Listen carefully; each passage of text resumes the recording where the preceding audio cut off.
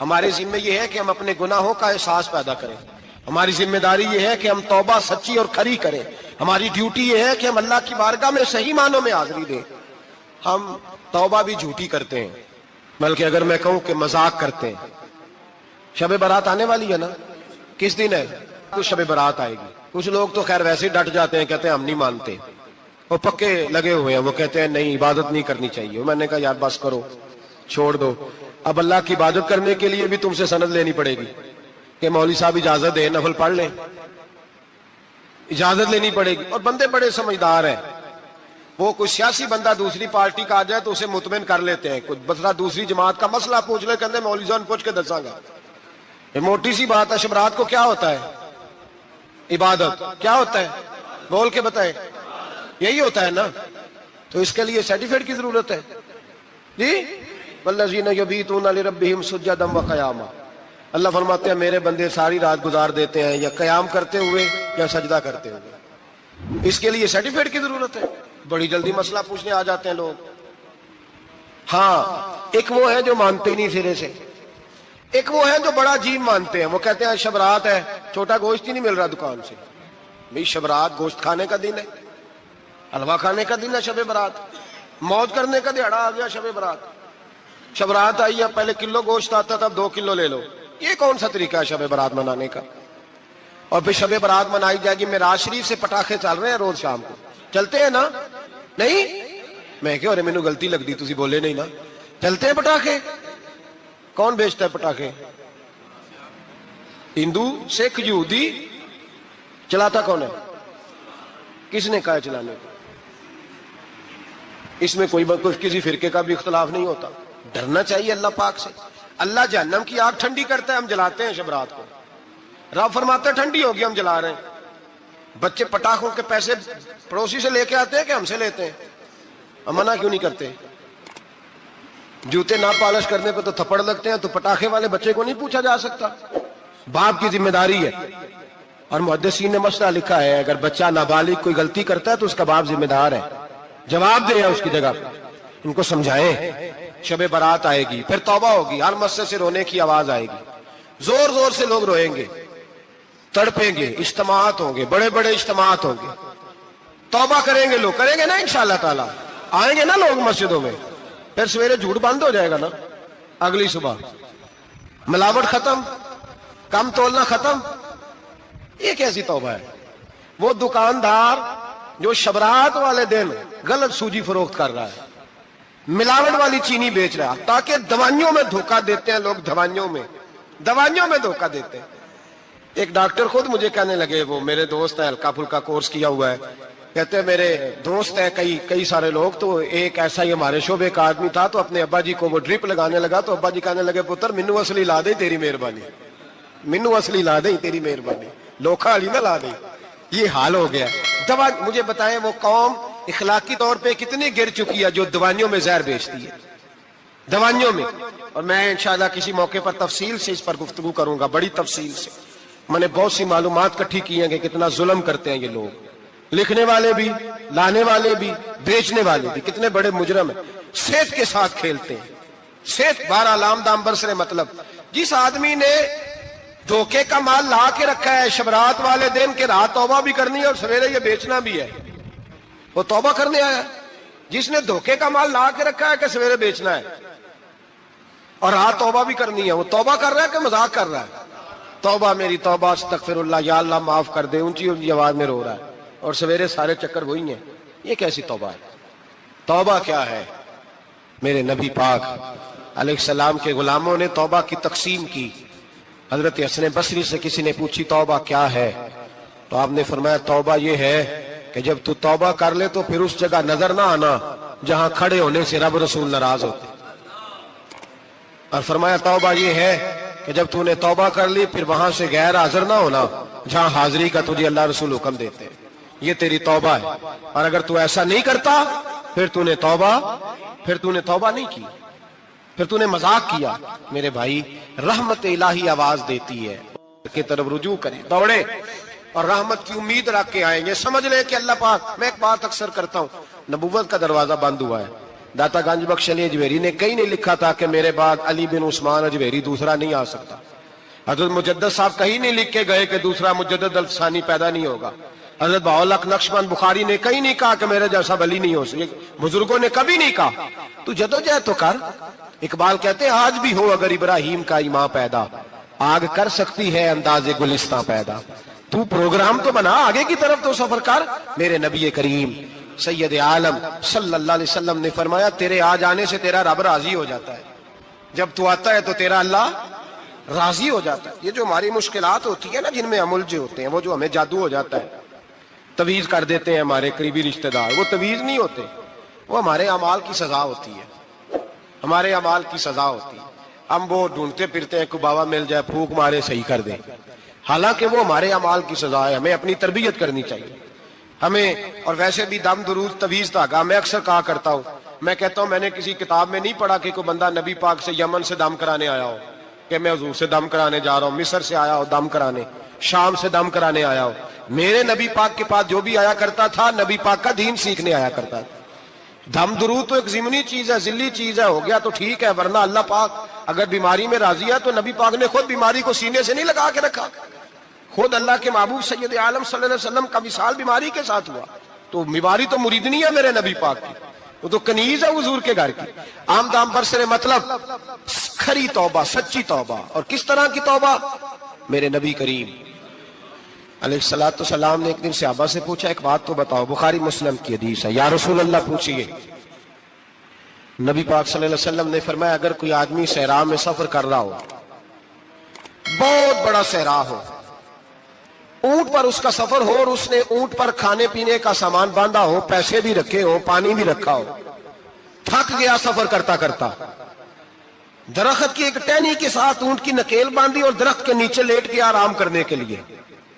अल्लाह के हबीब फरमाते अचानक उसकी आंख लग गई। जब जागा तो उसने देखा कि ऊंट तो गायब हो गया है। अब ना खाना है, ना पानी है, ना पैसे हैं, और सहरा बड़ा लंबा है, पैदल सफर भी नहीं कर सकता। थोड़ा सा ढूंढा, फिर मौत का इंतजार करने लगा। सोचने लगा मौत आएगी, अब मर जाऊंगा। अल्लाह के महबूब फरमाते हैं थोड़ी देर गुजरी, जब बिल्कुल मायूस हो गया था तो अचानक नजर पड़ी तो ऊंट उसका सामने खड़ा था। नबी पाक सहाबा से पूछते हैं बताओ, उसकी कुल कायनात उजड़ गई थी, रात जाया हो गई थी, हर शय लुट गई थी, दोबारा उसे मिल गई है, बताओ उसे कितनी खुशी होगी। सहाबा कहने लगे या रसूल अल्लाह नई जिंदगी मिल गई उस बंदे को, वो सारी दुनिया से ज्यादा राजी है। तो मेरे करीम रसूल सल्लल्लाहु अलैहि वसल्लम ने फरमाया रब करीम का नाफरमान बंदा जब उसकी बारगाह में आके तौबा करता है तो अल्लाह इससे भी ज्यादा राजी हो जाता है। नाफरमान जब आके कहता है या अल्लाह माफ कर दे, आइंदा नहीं करता, मैं, अल्लाह तो राजी हो जाता है। और हबीब पाक अलैहिस्सलाम फरमाते हैं वो इतना करीम है, जब बंदा अपने रब से सुलह कर लेता है, तौबा कर लेता है, तो अल्लाह जमीन को कहता तू भूल जा मेरे बंदे ने गुनाह किया ही नहीं। आसमान से कहता तू भूल जा मेरे बंदे ने गुनाह किया ही नहीं। फिर रब करीम फरिश्तों से फरमाता है कि मिटा दो जो तुमने लिखा था, मैंने अपने बंदे के साथ सुलह कर लिया। शब बारात को आएंगे मस्जिद में इंशाल्लाह। कितने बजे? नहीं जो सोचिए ही नहीं इस पासे थे। असर के वक्त मस्जिद आए शब रात। कितने बजे जी? असर के वक्त आए, गुस्ल करें, मस्जिद आए, असर के बाद दूसरी पढ़े और मगरब से लेकर फजर तक इबादत करें। मगरब में शाम शुरू हो जाती है। एक रात जाग के देखें, जागना पड़ता है। मरीज हो जाए तब भी जागना पड़ता है, दुख लग जाए तब भी वो जगा लेता है। बड़े बड़े जागते हैं, बड़े बड़े जाग लेते हैं, वो जगा लेता है। तंदुरुस्ती भी, सेहत भी, दौलत भी, एसी भी, पलंग भी बड़ा अच्छा, लेकिन अगर वो नींद ना देना चाहे तो बंदा सारी रात ही तड़प के जागता है, तड़प के। और भूखा इतना, रोटी का भूखा इतना परेशान नहीं होता जितना नींद का भूखा परेशान होता है। उलझ जाता है इंसान, वो जगा लेता है कबल इसके कि वो खुद जगाए, खुद ब खुद जाग जाए। मगरिब से लेकर फजर तक नमाज पढ़ें, जिक्र करें, दुरूद पाक पढ़ें, महफिल में शिरकत करें। मेरे रसूल करीम अलैहिस्सलातु सलाम की प्यारी ज़ौजा उम्मुल मोमिनीन सैयदना आयशा सिद्दीका रदी अल्लाह ताला अन्हा कहती हैं हुजूर रमजान के अलावा सबसे ज्यादा रोजे शाबान में रखते थे, गोया प्रैक्टिस होती थी रमजान की। मैंने अर्ज किया या रसूल अल्लाह صلی اللہ علیہ وسلم اتنے روزے کیوں رکھتے ہیں؟ ابھی رمضان تو آگے ہے۔ تو نبی پاک نے فرمایا عائشہ اس مہینے میں بندے کا عمل اللہ کی بارگاہ میں جاتا ہے، میں چاہتا ہوں جب میرا عمل جائے تو میں نے روزہ رکھا ہوا ہو، کثرت سے روزہ رکھیں اور میرے بھائی بدل جائیں۔ میرے نبی پاک نے فرمایا غنیمت جان اگر صحت ہے تو بیماری آنے سے پہلے غنیمت جان جا، یہ چلی جائے گی۔ بیمار آدمی سے کچھ بھی نہیں ہوتا، غنیمت جان لے لمحوں کو کچھ کر لے، اور اگر تیرے پاس فرصت ہے تو غنیمت جان لے مصروف ہونے سے پہلے۔ میرے حبیب کریم سید عالم علیہ السلام کے غلام فرماتے ہیں کہ نبی پاک صلی اللہ علیہ وسلم نے ہمیں مثال دے کے سمجھایا۔ مدینے میں جو قبیلہ سب سے زیادہ بکریاں پالتا تھا وہ بنو کلب کا قبیلہ تھا، اور فرماتے اتنی بکریاں تھیں کہ ان کی بکریاں ہم نے کبھی نہیں گنی تھی۔ نبی پاک علیہ السلام نے فرمایا جب شعبان کی 15ویں رات آتی ہے، یہ ترمذی کا لفظ ہے، فرمایا جب شعبان کی 15ویں رات آتی ہے تو بنو کلب کے قبیلے کی بکریوں کے بالوں کی تعداد کے مطابق اللہ میری امت کے افراد کی بخشش فرما دیتا ہے۔ اور صحابہ کہتے ہیں ہمیں لگتا یوں ہے کہ چونکہ ہم نے جو چیز سب سے زیادہ دیکھی تھی وہ بنو کلب کی بکریاں تھیں، اس لیے نبی پاک نے ہمیں سمجھانے کے لیے ان کی بات کی، ورنہ اگر ہم نے اس سے زیادہ کوئی شے دیکھی ہوتی تو نبی پاک اس کا نام بیان فرماتے۔ ہمیں سمجھانے کے لیے فرمایا بنو کلب کے قبیلے کی بکریوں کے بالوں کی کسی ایک بکری کے بال بھی بندہ گن سکتا، اور حضور نے فرمایا جو سب سے زیادہ بکریاں پالتے ان کی تعداد کے مطابق حضرت عائشہ صدیقہ رضی اللہ تعالیٰ عنہ فرماتی ہیں جنت البقیع میں حضور جایا کرتے، قبرستان میں، قبرستان کے کونے میں اللہ کے رسول کو میں نے نماز پڑھتے بھی دیکھا 15ویں رات کو، اور فرماتی ہیں حضور بقیع والوں کے لیے بخشش کی دعا بھی کرتے، قبرستان بھی جائیں شب برات کو ان کے لیے دعا بھی کریں، اور پھر میرے بھائی شب برات کو للہیت کے ساتھ آئیں، لوٹنے کا پروگرام بنائیں، اس سے قبل کے رب کریم خود جکڑ کے لے آئے، خود بخود آئیں، اس کے کرم کی طرف توجہ کریں، اس کی رحمت کی طرف توجہ کریں۔ میرے رسول کریم صلی اللہ علیہ وسلم کے پاس ایک دیہاتی آئے، مولا علی شیر خدا فرماتے میں بھی حاضر تھا، کہتے کبھی کبھی سادے بندے آتے تھے پر بڑی عجیب ہی بات کر جاتے تھے۔ کہتے ایک دیہاتی آئے، تامت باندھی ہوئی اور سادہ رومال کندھے پہ رکھا ہوا ہے، نبی پاک کے پاس آئے اور حضور سے دل لگی کرنے لگے، میٹھی باتیں کہنے لگے یا رسول اللہ ایک مسئلہ پوچھنے آیا ہوں۔ فرمایا پوچھو۔ عرض کرتے ہیں حضور قیامت میں حساب کون لے گا؟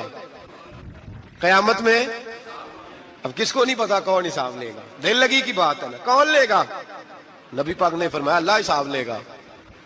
تو کہتے ہیں اس نے نا اور جملہ کہا تو ہم اس کی بات پہ حیران ہو گئے، کہنے لگے یا رسول اللہ واقعی اللہ حساب لے گا؟ تو کہتے ہیں نبی پاک مسکرائے، فرمانے لگے تجھے تیری مار ہوئے، میں سچی تو کہہ رہا ہوں، تو کس طرح کی بات کر رہا ہے، اللہ حساب لے گا۔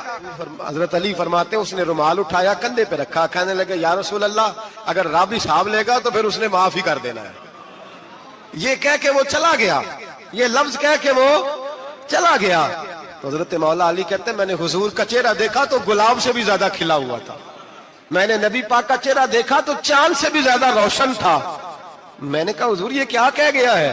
نبی پاک نے فرمایا بندہ بڑا سادہ تھا، بات بڑی پیاری کر گیا ہے، بڑی پیاری کر گیا ہے۔ حضور نے فرمایا علی رب کریم ہے، اور کریم جب غالب ہوتا ہے تو کرم ہی فرمایا کرتا ہے، وہ کرم ہی کرتا ہے، وہ معاف ہی کرتا ہے، وہ معاف ہی کرتا ہے۔ اللہ معاف کرتا ہے، پر میں نے کہا کوئی معافی لینے آئی نہ تو کوئی معافی لینے۔ ایک اور بات بھی آخر میں سمجھانی ہے آپ کو، وہ بھی سمجھ لیں۔ ہم جب کسی رشتہ دار کو راضی کرنے جاتے ہیں نا، ناراض ہو تو ہمیں پتہ چل جاتا ہے کہ یہ وقت ٹپانے آیا یا راضی ہو گیا۔ دو قسم کے لوگ ہوتے ہیں، کہتے ہیں چلو برادری آ گئی میں چلتا ہوں، پر کس طرح؟ ٹائم پہ ٹائم آؤں گا، 200 دے کے گھر آ جاؤں گا۔ اور جو راضی ہو جاتے ہیں نا وہ 2 دن پہلے آتے ہیں، دیگوں کا بھی خیال کرتے ہیں، ملاقات کرتے ہیں، وہ کپڑے بھی نہیں بدلتے۔ فرق ہوتا ہے راضی ہونے میں۔ بات کی سمجھ آ رہی ہے آپ؟ ہم توبہ کرنے آتے ہیں اللہ کی بارگاہ میں، کیا ہمیں پتہ نہیں چلتا کہ ہم نے توبہ کیا، رب راضی ہوا ہے کہ نہیں ہوا؟ ہمارا ایمانی رشتہ تو ہے نا اپنے رب سے، روح کا تعلق تو ہے نا، تو ہمیں اندازہ ہوتا ہے کہ اللہ راضی ہو گیا کہ نہیں، اندازہ تو ہونا چاہیے نا ہمیں۔ یہ بات کہنے کی نہیں، یہ بات محسوس کرنے کی ہے، اس کو محسوس کریں۔ ہم جب اللہ کی بارگاہ میں آئے تو پھر ہمیں اندازہ ہونا چاہیے کہ میں نے منا لیا ہے کہ نہیں منا سکا۔ میں اس کو راضی کر کے اٹھ رہا ہوں کہ نہیں اٹھ رہا؟ اگر بغیر راضی کیے اٹھے ہو تو پھر فارمیلٹی کرنے آئے تھے، پھر راضی کرنے نہیں آئے تھے۔ حضرت فضیل ابن عیاض رحمت اللہ تعالی علیہ فرماتے ایک دن میں نے سر سجدے میں رکھا اور میں نے کہا خدا بندہ آج مجھے پتا چلے گا کہ تو مجھ سے راضی ہے کہ ناراض ہے، تو پھر ہی میں اٹھوں گا۔ آپ فرماتے ہیں مجھے چاروں کونوں سے آواز آنے لگی کہ تیرا رب راضی ہو گیا، اور فرماتے ہیں جس جگہ میں سجدہ کر رہا تھا وہ زمین بھی بولنے لگی کہ بس کر دے، عرش کا مالک تجھ سے راضی ہو گیا ہے۔ لیکن شرط یہ ہے، حضرت حبیب اجمی رحمت اللہ علیہ فرماتے ہیں میں سود کا کاروبار کرتا تھا توبہ کرنے سے پہلے، کئی دفعہ میں نے توبہ کی تھی، لیکن میری اس توبہ کے اندر صداقت نہیں ہوتی تھی۔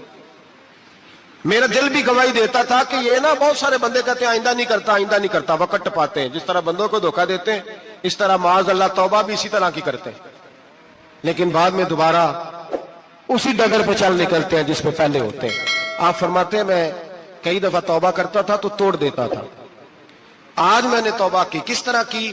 سود کا میں دھندا کرتا تھا تو میں سود کے پیسے لایا، گوشت پکنے کو دیا بیوی کو سود کے پیسوں کا، میری بیوی نے ہنڈیا چڑھائی، تھوڑی دیر گزری تو وہ سارا گوشت خون بن گیا۔ میری بیوی اٹھا کے لائی، کہنے لگی لے جا یہ جو تو غریبوں کا خون نچوڑ کے لایا تھا نا، یہ خون بن گیا، خود بھی پی اور اولاد کو بھی پلاؤ۔ کہتے ہیں میں نے سچی توبہ کا فیصلہ کیا۔ آج پہلے میں سچی توبہ کا ارادہ نہیں کرتا، آج سچی توبہ کا فیصلہ کیا اور میں نکلا، حضرت حسن بصری کے پاس گیا، ان کی بیعت ہوا، توبہ کی، انہوں نے مجھے اعمال بتائے، کھری توبہ کی۔ کہتے ہیں جب توبہ کے لیے گھر سے نکلا تو چھوٹے چھوٹے بچے کھیل رہے تھے، ایک بچہ کہنے لگا پیچھے ہٹ جاؤ بہت بڑا سودیا ہے، اس کا سایہ بھی پڑ گیا تو ہمارے اندر نحوست آ جائے گی، پیچھے ہٹ جاؤ سود کا دھندا کرتا ہے۔ کہتے ہیں مجھے اور چوٹ لگی کہ یا اللہ تیری چھوٹی چھوٹی مخلوق بھی یہ سمجھتی ہے۔ کہتے ہیں میں توبہ کرنے گیا تو کھری توبہ کر کے آیا، حضرت حسن بصری کے پاس رو رو کے توبہ کی۔ میں وہاں سے واپس آیا تو بچے ابھی کھیل رہے تھے۔ کہتے ہیں وہ بچہ جو پہلے بولا تھا کہ پیچھے ہٹ جاؤ بڑا سود والا ہے نحوست پڑ جائے گی، وہ بچہ پھر آواز دے کے کہنے لگا دوستو پیچھے ہٹ جاؤ، رب کریم کا ولی آ رہا ہے، اللہ کا بندہ آ رہا ہے، کہیں ایسا نہ ہو ہمارے پیروں سے گرد اڑے اور اس ولی کے اوپر پڑے اور اس کی توہین ہو جائے، اللہ ہم سے ناراض نہ ہو جائے ولی کی توہین کر کے، پیچھے ہٹ جاؤ۔ آپ فرماتے ہیں میں نے تڑپ کے آسمان کی طرف دیکھا اور میں نے کہا یا اللہ مجھے سمجھ آ گئی ہے کہ کھری توبہ کیا ہوتی ہے، سچی توبہ اصل توبہ کیا ہوتی ہے۔ جھوٹ موٹ کی توبہ نہ کریں، شب برات کو آئیں، اور بڑا دیانتداری کا مشورہ دیتا ہوں دل کو سنبھال کے آئیں، اگر جھوٹ نہیں چھوڑنا، فریب نہیں چھوڑنا، ہم نے مسجد کی حاضری کی پابندی نہیں کرنی تو پھر توبہ کے لفظ پکارنا دھوکہ ہے، پھر یہ دھوکہ ہے، پھر یہ مذاق ہے، پھر مذاق نہ کریں، آنا ہے تو کھری توبہ کے ارادے سے آئیں، کھل کے آئیں۔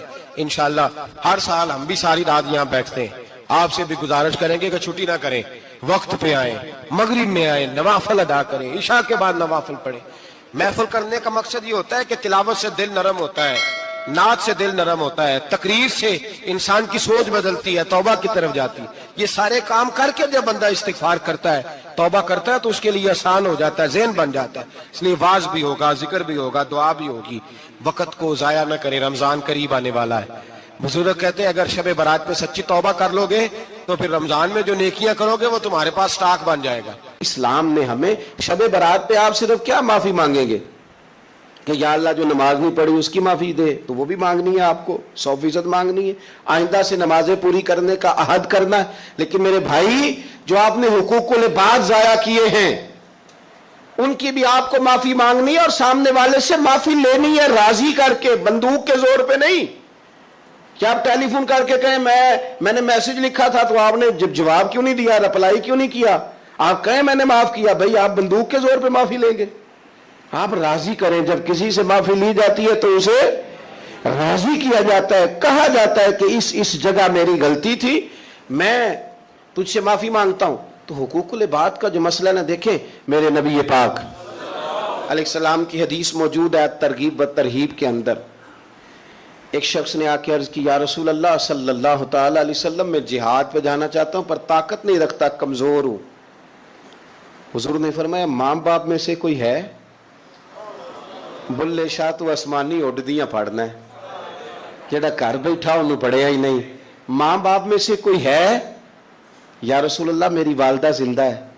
تو نبی پاک علیہ السلام نے فرمایا گھر جا کے اس کی خدمت کر. اس نے خالی جہاد کا پوچھا تھا, جہاد کا. حضور نے 3 باتیں ارشاد فرمائی. ماں زندہ ہے, حضور زندہ ہے, فرمایا گھر جا کے اس کی خدمت کر, اللہ اس کی خدمت پر حج کا ثواب بھی دے گا, عمرے کا ثواب بھی دے گا, اور جہاد کا اجر بھی عطا فرمائے گا. تو نے ایک بات پوچھی ہے, تجھے 3 چیزوں کا ثواب ملے گا. شرط یہ ہے کہ ماں کے قدموں سے جڑ جا, جا کے اسے راضی کر, جا اس کی نوکری کر, جا کے ماں کی خدمت کر, اس کے پاس بیٹھ, اس کے دل کو مطمئن کرنے والا وقت اسے دے. تو یہ آپ خالی نماز پر اکتفا نہیں کریں گے, آپ حقوق العباد کا بھی پورا لحاظ کریں گے. پورا آپ حقوق العباد کا لحاظ کریں گے. حقوق العباد ہر جگہ آپ کے ذمہ, آپ کے شیخ کے بھی حقوق ہیں, استاد کے بھی حقوق. یہ کیا بات ہوئی کہ مان بھی لیا, کہہ بھی لیا, غلامی کر بھی لی, دعویٰ بھی کر لیا, اور پھر کیا بات ہوئی؟ پیار بھی کرنا اور کچا کرنا اور تھوڑا کرنا, اور یہ کہ پھر اس میں کمزور پڑنا, اور پھر اس کے اندر جو ہے وہ اس طرح کر کے کمزوری لانا. یہ کوئی آئین وفاداری نہیں ہے, یہ کوئی طریقہ پھر درست نہیں ہے. تو حقوق العباد جہاں آپ کا تعلق ہے, جہاں اس تعلق میں آپ غور کریں گے کہ آپ کے معاملہ دیکھیں. اسلام کے اندر کتنا تڑپ کے جاتے ہیں ہم کعبۃ اللہ کی زیارت کرنے, کتنی تڑپ ہوتی ہے اللہ کا گھر دیکھنا ہے, حضور کی بارگاہ عالی مرتبت میں حاضری دینی ہے, مدینہ طیبہ حاضر ہونا ہے, کتنی بڑی فضیلت ہے. لیکن آپ کو پتہ ہے کتنی برکت والی جگہ ہے بیت اللہ شریف. طواف کے پھیرے 7 ہیں, لیکن ان میں حجر اسود کا بوسہ 1 ہے. حجر اسود کا بوسہ 1 دفعہ لے لو تو کافی ہے. کمال یہ ہے کہ صرف 1 ہی نہیں, ہے بھی کوئی نہیں. اگر رش زیادہ ہے نا, تم دور سے اشارہ ہی کر لو. کس لیے؟ اتنی دور سے چل کے آئے ہیں, تو اب بھی حجر اسود کو نہ چومیں. تو ہمیں حکم دے دیا گیا کہ شوق تمہارا اپنی جگہ, پر تم اکیلے تو نہیں نہ آئے, بوڑھے بھی آئے ہیں, بیمار بھی آئے ہیں. دیکھیں ایک حدیث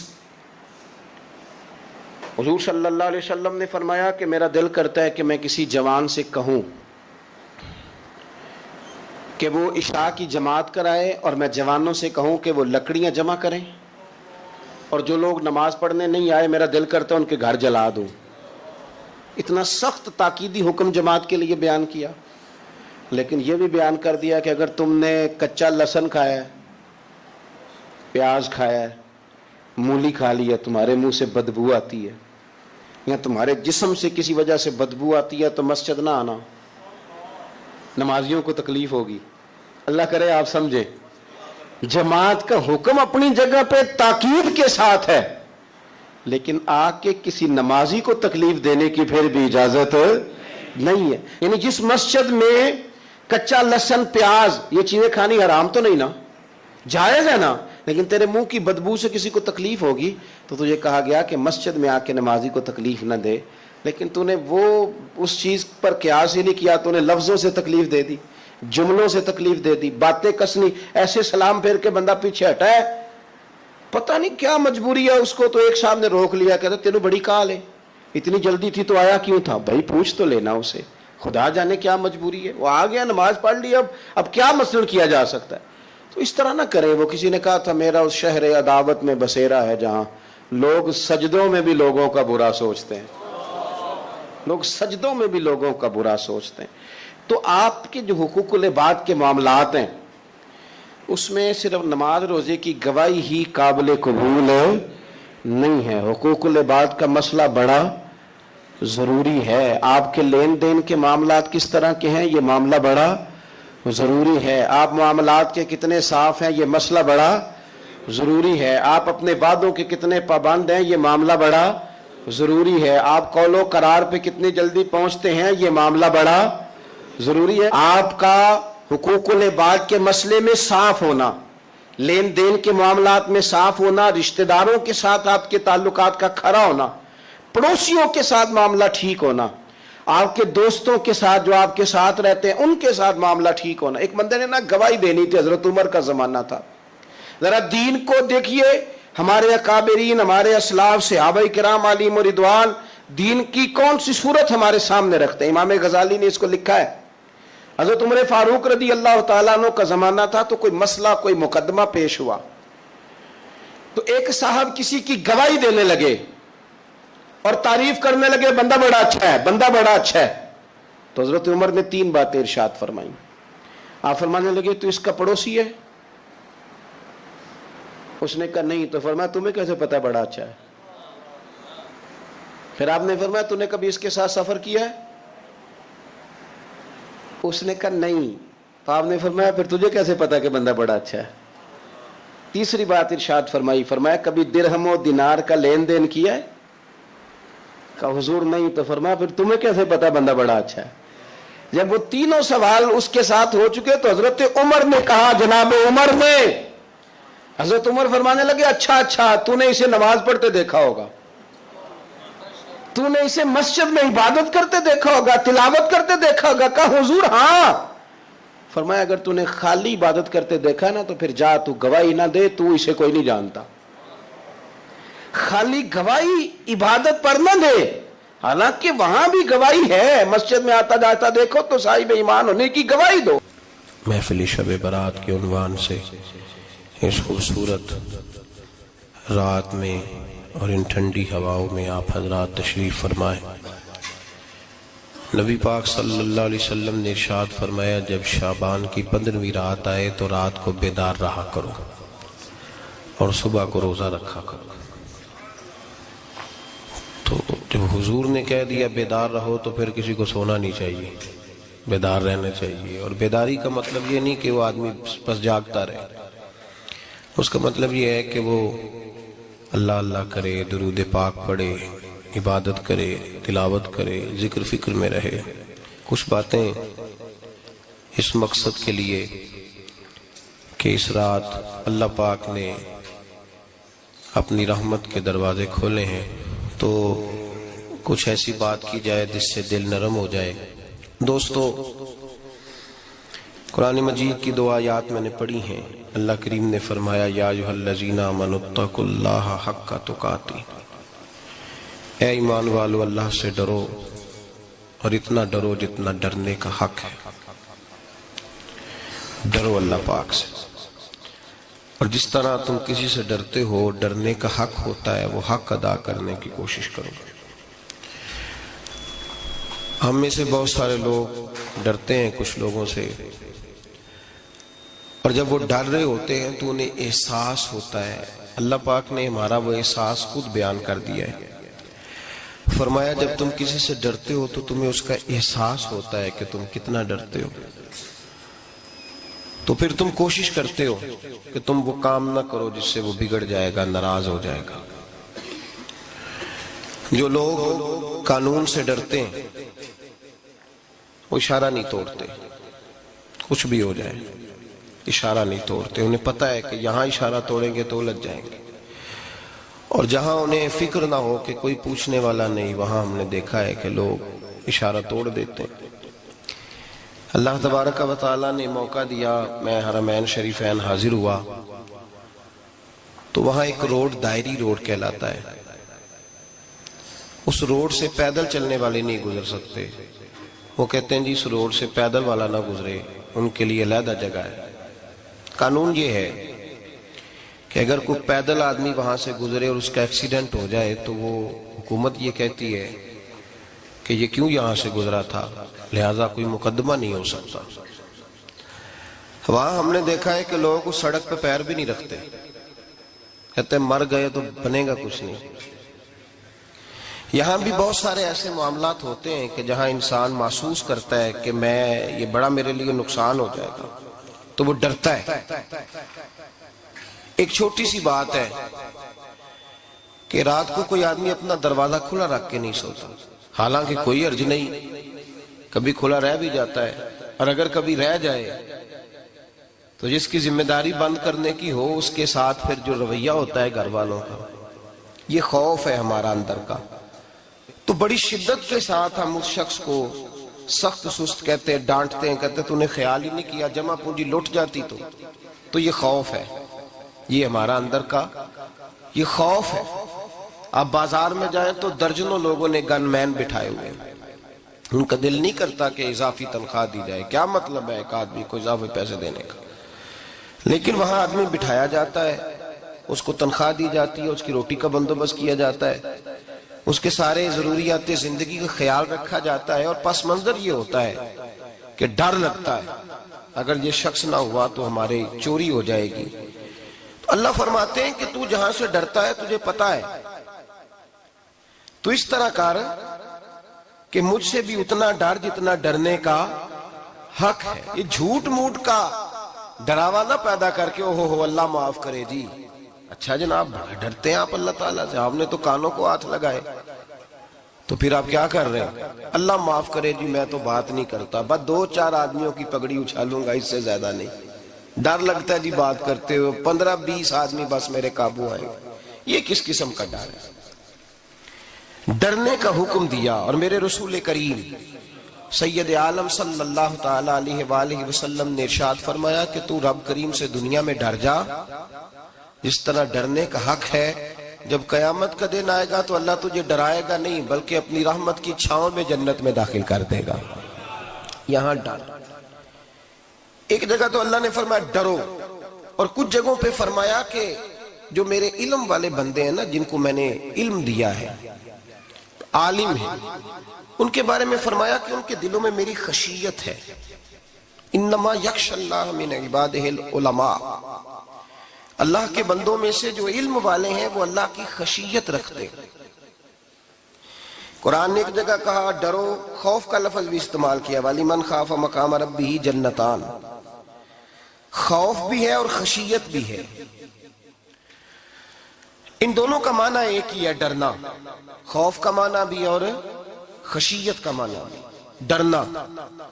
جب آپ علماء لغت کو پڑھیں گے، عربی ادب کو جاننے والے لوگوں کا مطالعہ کریں گے تو انہوں نے یہی لکھا ہے کہ ان دونوں کا معنی ڈرنا ہے۔ میری طرف دیکھیے، توجہ کریں، کچھ سمجھانے لگا ہوں، اس نقطے کو ضرور سمجھیے گا۔ خشیت کا معنی بھی ڈرنا ہے، خوف کا معنی بھی، لیکن جب صوفیاء کے پاس جائیں نا، صوفیاء جو قرآن و سنت کی روح کی تفسیر کرنے والے ہیں، تو وہ کہتے ہیں نہیں، خشیت اور خوف میں فرق ہے، خوف اور ہوتا ہے، خشیت صوفیاء اس کی تفسیر اور کرتے ہیں۔ وہ کہتے ہیں خوف بھی ہوتا ہے اور خشیت بھی ہوتی ہے، الگ الگ چیزیں ہیں، ایک نہیں۔ بڑی خوبصورت بات ہے، اگر آپ سمجھ گئے تو آپ کو فائدہ دے گی۔ صوفیاء یہ کہتے ہیں کہ بھائی خوف ہوتا ہے اپنے گناہوں کا، کہ میں نے یہ گناہ کیے ہیں، اگر اللہ نے مجھ سے پوچھا تو مجھے بڑا خوف آتا ہے، مار پڑے گی، یہ خوف ہے۔ پھر سمجھ لیں، ایک آدمی نے حرام کا مال کٹھا کیا ہے زندگی میں، معاذ اللہ اس نے بڑے پاپ کیے، گناہ کیے، شراب پی، بدکاری کی، معاذ اللہ تعالیٰ ثم معاذ اللہ، اب اسے ڈر لگ رہا ہے کہ اللہ تبارک و تعالیٰ نے پوچھا تو میں کیا جواب دوں گا، یہ خوف ہے۔ اور خشیت یہ ہے کہ ایک آدمی سارا دن نماز پڑھتا ہے، روزہ رکھتا ہے، عبادت کرتا ہے، اللہ کو یاد کرتا ہے، پھر بھی ڈرتا ہے، یہ خشیت ہے، یہ خشیت ہے۔ جو گناہوں سے ڈرے وہ خوف ہے، اور جو رب کی ناراضگی سے ڈرے وہ خشیت ہے۔ جو کہے یار میرا رب کہیں ناراض نہ ہو جائے، میرا رب کہیں مجھ سے، بڑی خوبصورت مثال دی۔ میں نے اپنے صاحب سے پوچھا کہ حضور یہ مسئلہ کیا ہے، تو فرمانے لگے ایک بادشاہ نے ایک غریب کی بیٹی اسے پسند آ گئی تھی، تو اس نے عزت کے ساتھ اس سے شادی کر لی، رشتہ بھیج کے وقار کے ساتھ۔ بیٹی کا باپ اپنی بیٹی کے مقدر پر رشک کرنے لگا کہ میری بیٹی کو بادشاہ نے پسند کیا ہے، بادشاہ کے شہزادے نے رشتہ بھیج دیا ہے۔ شہزادہ بیاہ کے لے گیا بیٹی کو، 20 کنیز آئے، نوکرانیاں اس عورت کی خدمت کرنے پہ لگی ہوئی ہیں، توجہ ہے، اس کا ہر حکم ماننے کو تیار ہے، لیکن وہ بی بی سویرے بھی رو پڑتی ہے اور شام کو بھی رو پڑتی ہے، روتی رہتی ہے۔ اس سے کسی نے پوچھ لیا کہ بی بی تو روتی کیوں ہے؟ 20-20 کنیزائیں ہیں, گھر میں سکون ہے, ہر شے ہے, تو روتی کیوں ہے؟ تو وہ کہنے لگی اصل بات یہ ہے کہ جو کچھ مجھے ملا ہے میں اس کے قابل نہیں تھی, تو میں ڈرتی ہوں میرا سائیں کہیں ناراض نہ ہو جائے, وہ ناراض نہ ہو جائے, میں قابل نہیں تھی, میری اوقات نہیں تھی. یہ من آنم کے من دانم, میں جو ہوں اس کا مجھے پتا تو ہے, اس نے میری حیثیت سے, میری اوقات سے, میرے ظرف سے, میری محنت سے بڑا بڑھ کے مجھے عطا کر دیا, میری چونکہ اوقات سے زیادہ دے دیا تو میں ڈرتی ہوں وہ ناراض نہ ہو جائے, کہیں میری یہ کھیل, یہ جو میں نے گھونسلہ بنایا ہے یہ کہیں میرا ٹوٹ نہ جائے. میرے بھائی, میرے رسول کریم سید عالم صلی اللہ علیہ وسلم کے امت کے اولیاء, صلحاء, صوفیاء, اتقیاء, صحابہ, اہل بیت, یہ لوگ جب روتے تھے تو یہ کوئی اس لیے نہیں روتے تھے کہ یہ آج دوپہر کو چینی میں ملاوٹ کر کے آئے ہیں تو اس لیے رو رہے ہیں رات کو, اس لیے نہیں روتے تھے کہ آج انہوں نے جو شکر بیچی ہے اس شکر کے اندر بورا ملایا ہوا تھا, اس لیے نہیں رو رہے کہ آج 10, 15, 20 لاکھ رشوت کا مال بینک میں جمع کر, اس لیے تھوڑی روتے تھے. یہ تو اس لیے روتے تھے کہ اللہ تو نے بڑا کچھ عطا کیا ہے, کہیں ہم سے ناراض نہ ہو جانا. یہ تو اس کی خشیت میں رو رہے تھے. حضرت داؤد طائی رحمت اللہ تعالی علیہ, حضرت امام جعفر صادق جو نبی پاک صلی اللہ علیہ وسلم کے نواسے, جناب داؤد طائی کی ملاقات ہوئی تو امام جعفر صادق حضور کے نواسے عرض کرنے لگے, داؤد طائی یار میری بخشش کی دعا کرنا, رب مجھے معاف کر دے. تو حضرت داؤد طائی رحمت اللہ علیہ فرمان لگے, امام صاحب آپ حضور کے نواسے ہیں, میں نے دعا کرنی ہے کہ آپ نے میرے لیے کرنی ہے. تو حضرت امام جعفر صادق رو پڑے, کہنے لگے یار تو نہیں کرنی ہے, اور اسی لیے تو تجھ سے دعا کرا رہا ہوں کہ کہیں ایسا نہ ہو نانا مصطفیٰ کی بارگاہ میں جاؤں تو وہ مجھے کہیں کہ میں کس طرح کا تھا, تو کس طرح کا بن کے آیا ہے. یہی تو دعا کرانی ہے کہ میرے لیے دعا کر. جو جتنا بڑا ہوتا تھا نا اتنی زیادہ خشیت ہوتی, اور گناہگار کے تو اللہ تبارک و تعالیٰ بعضوں کا سزا دیتا ہے, آنسو سلب ہو جاتے, اس کو تو اپنے گناہوں پہ رونا ہی نہیں آتا. وہ تو روتا ہے بچہ نہ ہو تب روتا ہے, وہ تو روتا ہے پیسے نہ ہو تب روتا ہے, وہ تو اس وقت روتا ہے جب اس کا مال چلا جائے. اس کو تو بعضوں کا, گناہگار کو تو بعضوں کا سزا ملتی. اللہ فرماتے تو دنیا کے لیے روئے گا, میرے لیے نہیں رو سکتا. اور جو رب کریم کے بندے ہوتے ہیں انہیں اللہ کہتا ہے تو دنیا سے بے نیاز ہے, تیری آنکھ سے آنسو جب بھی ٹپکے یا میرے لیے ٹپکنا چاہیے یا محمد مصطفیٰ کے لیے ٹپکنا چاہیے. آپ اگر اس بات کو تھوڑا سا غور کے ساتھ سمجھے تو تمام اولیاء صلحات کیا یہ رو رہے ہیں, تڑپ رہے ہیں. کیا اس کی وجہ تھی؟ نمازیں کم رہ گئی تھی, روزوں میں کمی تھی, فرائض ادا نہیں کرتے تھے کہ رویا کرتے تھے. کیوں روتے تھے؟ حضرت سیدنا عمر فاروق رضی اللہ تعالیٰ عنہ کے بارے میں صحابہ کہتے ہیں, جناب عمر فاروق جب نماز پڑھاتے اتنا رویا کرتے تھے کہ 7ویں صف تک ان کے رونے کی آواز جایا کرتی, 7ویں صف تک ان کے رونے کی آواز جاتی. ہم لوگ بن کے بیٹھ گئے ہیں, ہم لوگ بن کے بیٹھ گئے, ہم یہ سمجھتے نہیں کہ ہماری حیثیت کیا تھی اور رب کریم نے ہمیں نوازا کیا ہے. آپ پڑھیے کتابیں, میرے رسول پاک صلی اللہ علیہ وسلم فرماتے ہیں میرا عمر جس گلی سے گزرے شیطان رستہ بدل جاتا ہے. نبی پاک فرماتے ہیں میرا عمر جب تک دنیا میں رہے گا دوزخ کو تالا لگا رہے گا. اس صاحب عزد الغابہ نے لکھا ہے نبی پاک صلی اللہ علیہ وسلم نے حضرت جبریل امین کو بلایا, فرمایا چل میرے عمر کی شان بیان کر. تو حضرت جبریل امین علیہ السلام عرض کرنے لگے یا رسول اللہ صلی اللہ علیہ وسلم 950 سال اگر اللہ مجھے عمر دے, 950 سال رب عمر دے, اور پھر بھی میں عمر فاروق کے فضائل بیان کروں تو میں نہیں کر سکتا, عمر کی شان میں نہیں بیان کر سکتا. 950 سال بھی اگر میری عمر ہو. نبی پاک نے فرمایا پھر میرے ابو بکر کے بارے میں, عرض کی یا رسول اللہ ابو بکر کی تو بات اس سے بہت آگے کی ہے نا. وہ نبی پاک کتنی عظمت بیان کر رہے ہیں, کس قدر زیادہ رسول کریم صلی اللہ تعالی علیہ وآلہ وسلم ان کی عظمت بیان کرتے ہیں. حضرت عمر کیا کہتے ہیں, وہ لوگوں کو بتاتے پھرتے ہیں کہ تم نے دیکھا ہے نا میری کتنی عظمت ہے. وہ یہ نہیں کہتے, حضور فرماتے ہیں عمر کی بڑی شان, بڑی شان, بڑی شان. اور عمر کے پاس جب بھی کوئی جاتا ہے کہتے ہیں عمر آپ کا کیا مقام ہے, تو عمر فرماتے ہیں میں تو اونٹ چرانے والے کا بیٹا ہوں, میں تو اونٹ چرانے والے کا بیٹا ہوں, میں تو اونٹ چرایا کرتا تھا, میں تو 10 اونٹ نہیں سنبھال سکتا. حضرت فاروق اعظم رضی اللہ تعالیٰ عنہ سے کو پوچھتے جناب عمر آپ کا کیا حال ہے, تو آپ فرماتے یہ تو میرے مقدر ہے کہ میری بہن نے قرآن سنایا تو میں در رسول تک پہنچ گیا، ورنہ مجھے پوچھنے والا کوئی نہ ہوتا۔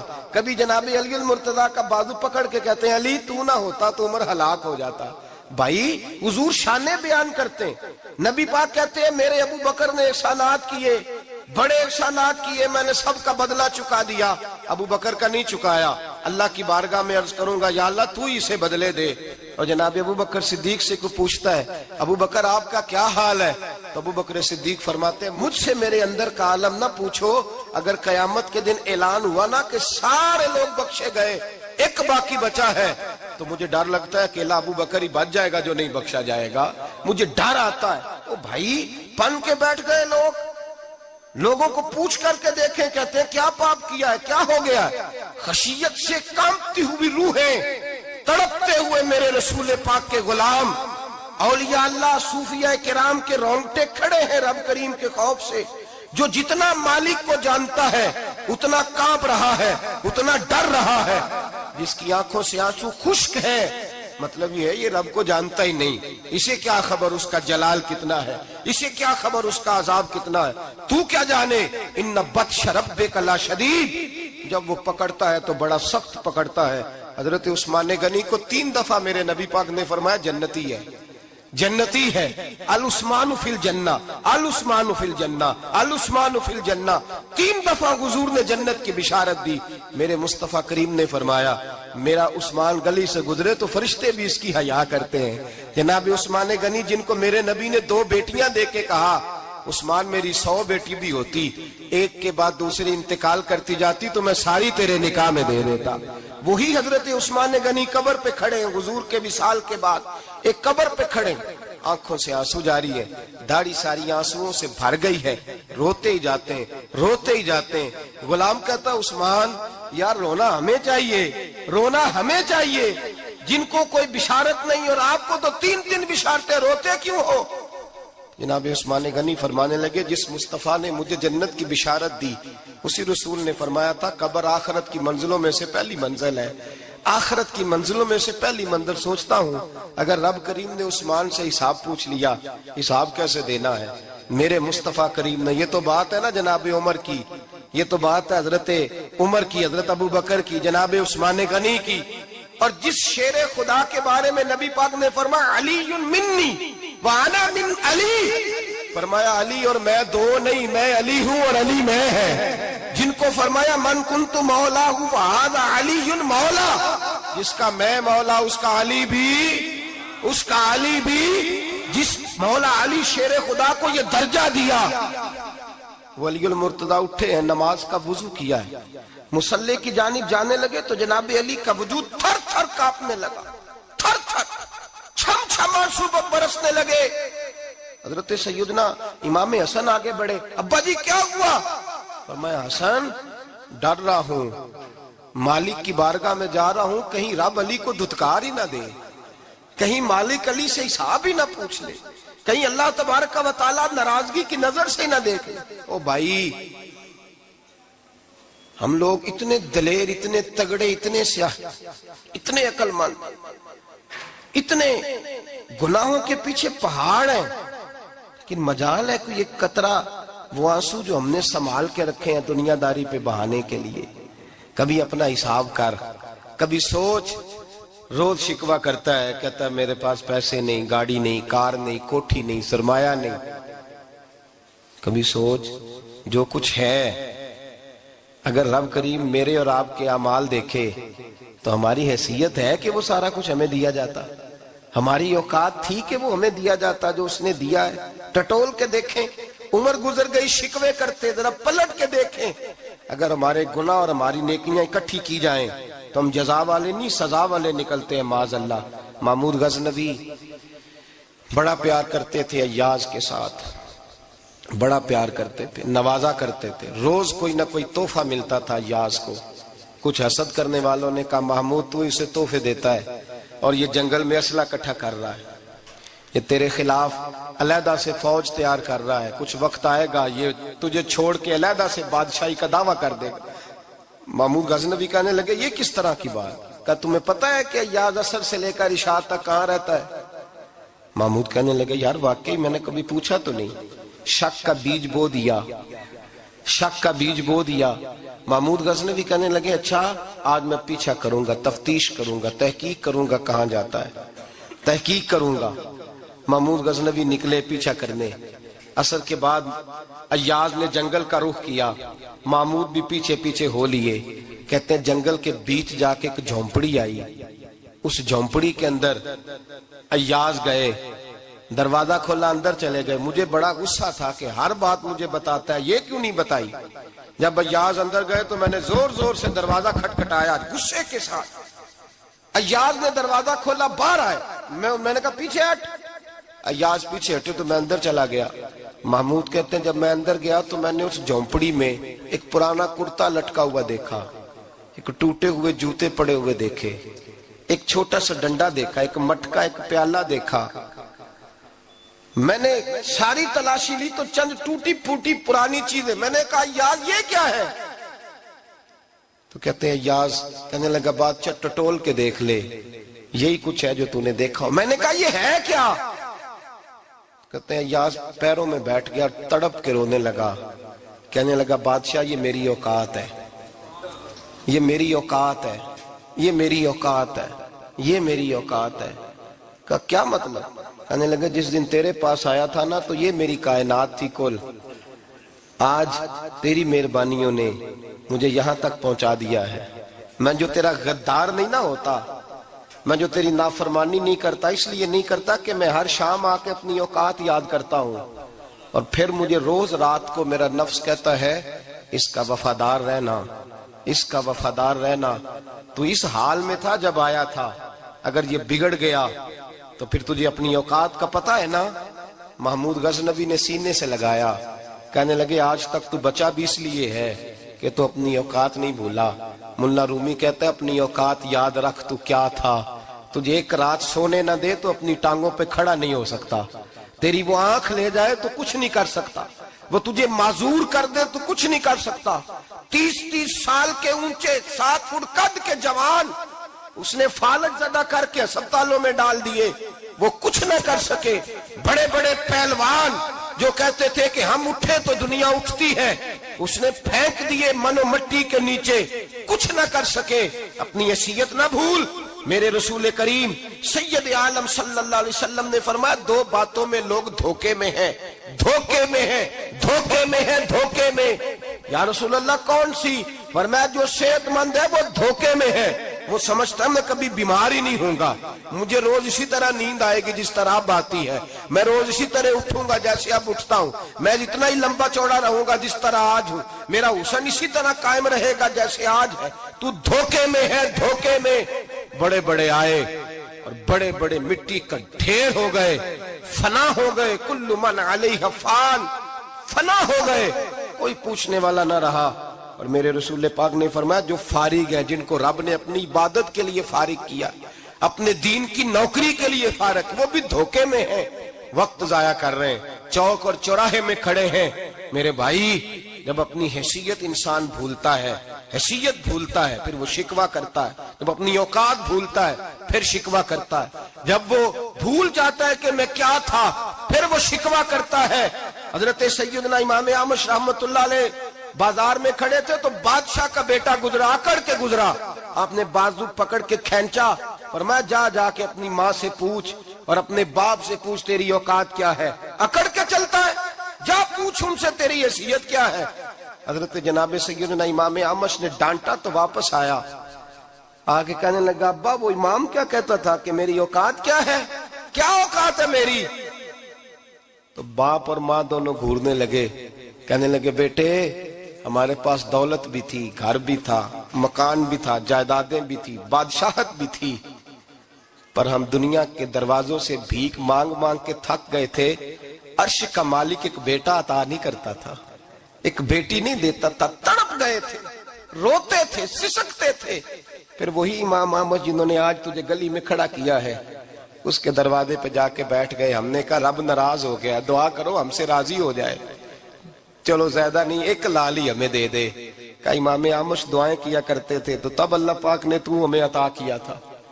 तेरी ओ भाई अपनी हैसियत का तो तयन कर, बढ़ बढ़ के बातें करता है।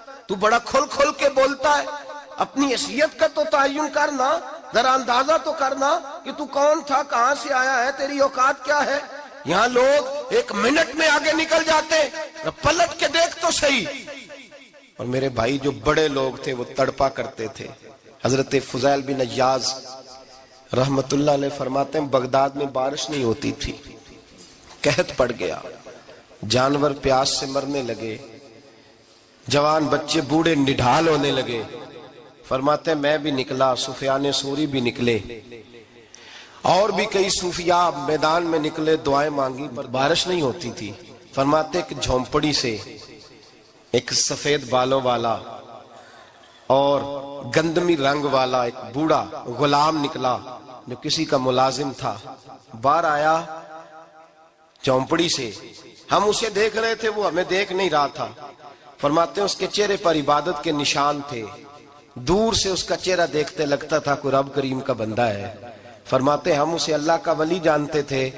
اس نے دعا مانگی کہ تو لفظ پتہ کیا ہے دعا کے, ہاتھ اٹھا کے کہنے لگا مولا مجھے پتا ہے یہ جو بارش نہیں نہ ہو رہی ہے میری وجہ سے نہیں ہو رہی, میرے گناہوں کی بڑی لمبی فہرست ہے, بڑی لمبی لائن ہے. کہنے لگا اے اللہ میری اکیلے کی وجہ سے سارے بغداد کو سزا تو نہ دے. رب کریم جوان بھوکے, بچے بھوکے, مائیں ترس گئیں, بچے ترس گئے, جانور پانی کے قطرے, اللہ گناہ تو میرے اکیلے کے ہیں اور ان سب کو سزا کیوں دیتا ہے؟ نہ میری سزا سب کو تو نہ دے, میری سزا صرف مجھے دے, ان کو نہ دے.